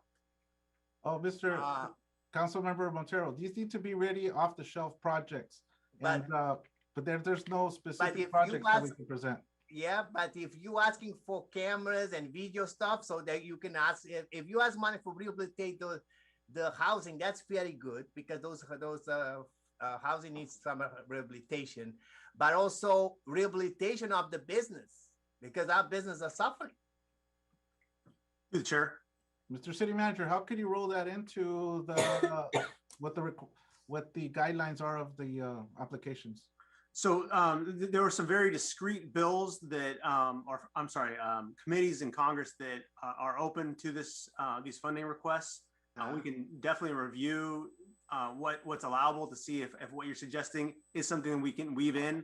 The projects that we are putting forward are ones that we do think are allowable. Congresswoman Waters' office has also offered to help us make sure we're sharpening our pencil and modifying them as appropriate to make sure they're competitive for funding. Yeah, as it relates to the state of the exterior businesses on Hawthorne Boulevard and Rosecrans, we are looking at some facade improvement programs that we've got other funding sources that we're hoping that we can potentially tap into, hopefully bringing that to the council next month. And so I think that if we can't weave what you're suggesting into this request with Congresswoman Waters' office, there's other avenues we can look at. And then in addition, I want to let my colleagues know that there will be another batch of appropriations earmarks for larger multi-million-dollar projects that will be infrastructure needs. And maybe this could be rolled into that. So it could be a community center or the hospital. Yes, exactly. Exactly. I mean, whatever your ideas are. Okay, thank you very much. Thank All you. right, and then I'd like to close out the meeting with my comments with regards to, I just want to congratulate the great team that we have, Mr. City Manager, our city attorney, my council colleagues, and our city clerk, and our city treasurer, our police department, like all the employees in public works, all the employees here in City Hall. And I want to especially congratulate our department heads who leads these departments that we have here in City Hall. Starting off with Chief Michael Ishii and his team, Mr. Peter Wang doing a great job, man. Alan Leong, Vaughn Norris, Kimberly Mack, Greg Sugiuchi, Frank Fang, Felice Lopez, and anybody I might have not mentioned that's a department head. Vaughn Norris. I did mention him. I Yeah. didn't hear. Vaughn Norris. There we go. You guys are all doing a great job, you know, and it's because of you guys working as a team. You're doing things that, you know, are asked of you. That's, it just shows that you guys are dedicated to working for the residents of the city of Hawthorne. And I highly respect you and I highly appreciate what you're doing for our community. So thank you very much. Let's continue moving forward and making sure the city keeps staying on track. And it was a great meeting. I echo the comments from Councilmember Angie Reyes English. And I think we got a good machine here.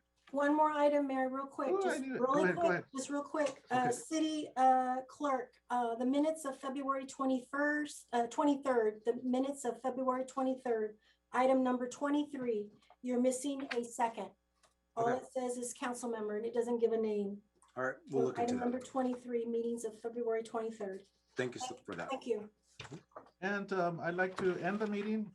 Moment of silence for the 8 ladies, 8 people who were killed in one of the recent shootings. And yesterday, the 10 people who were killed yesterday as well. So if we can spend a good, maybe 10, 20 seconds, a moment of silence in their honor.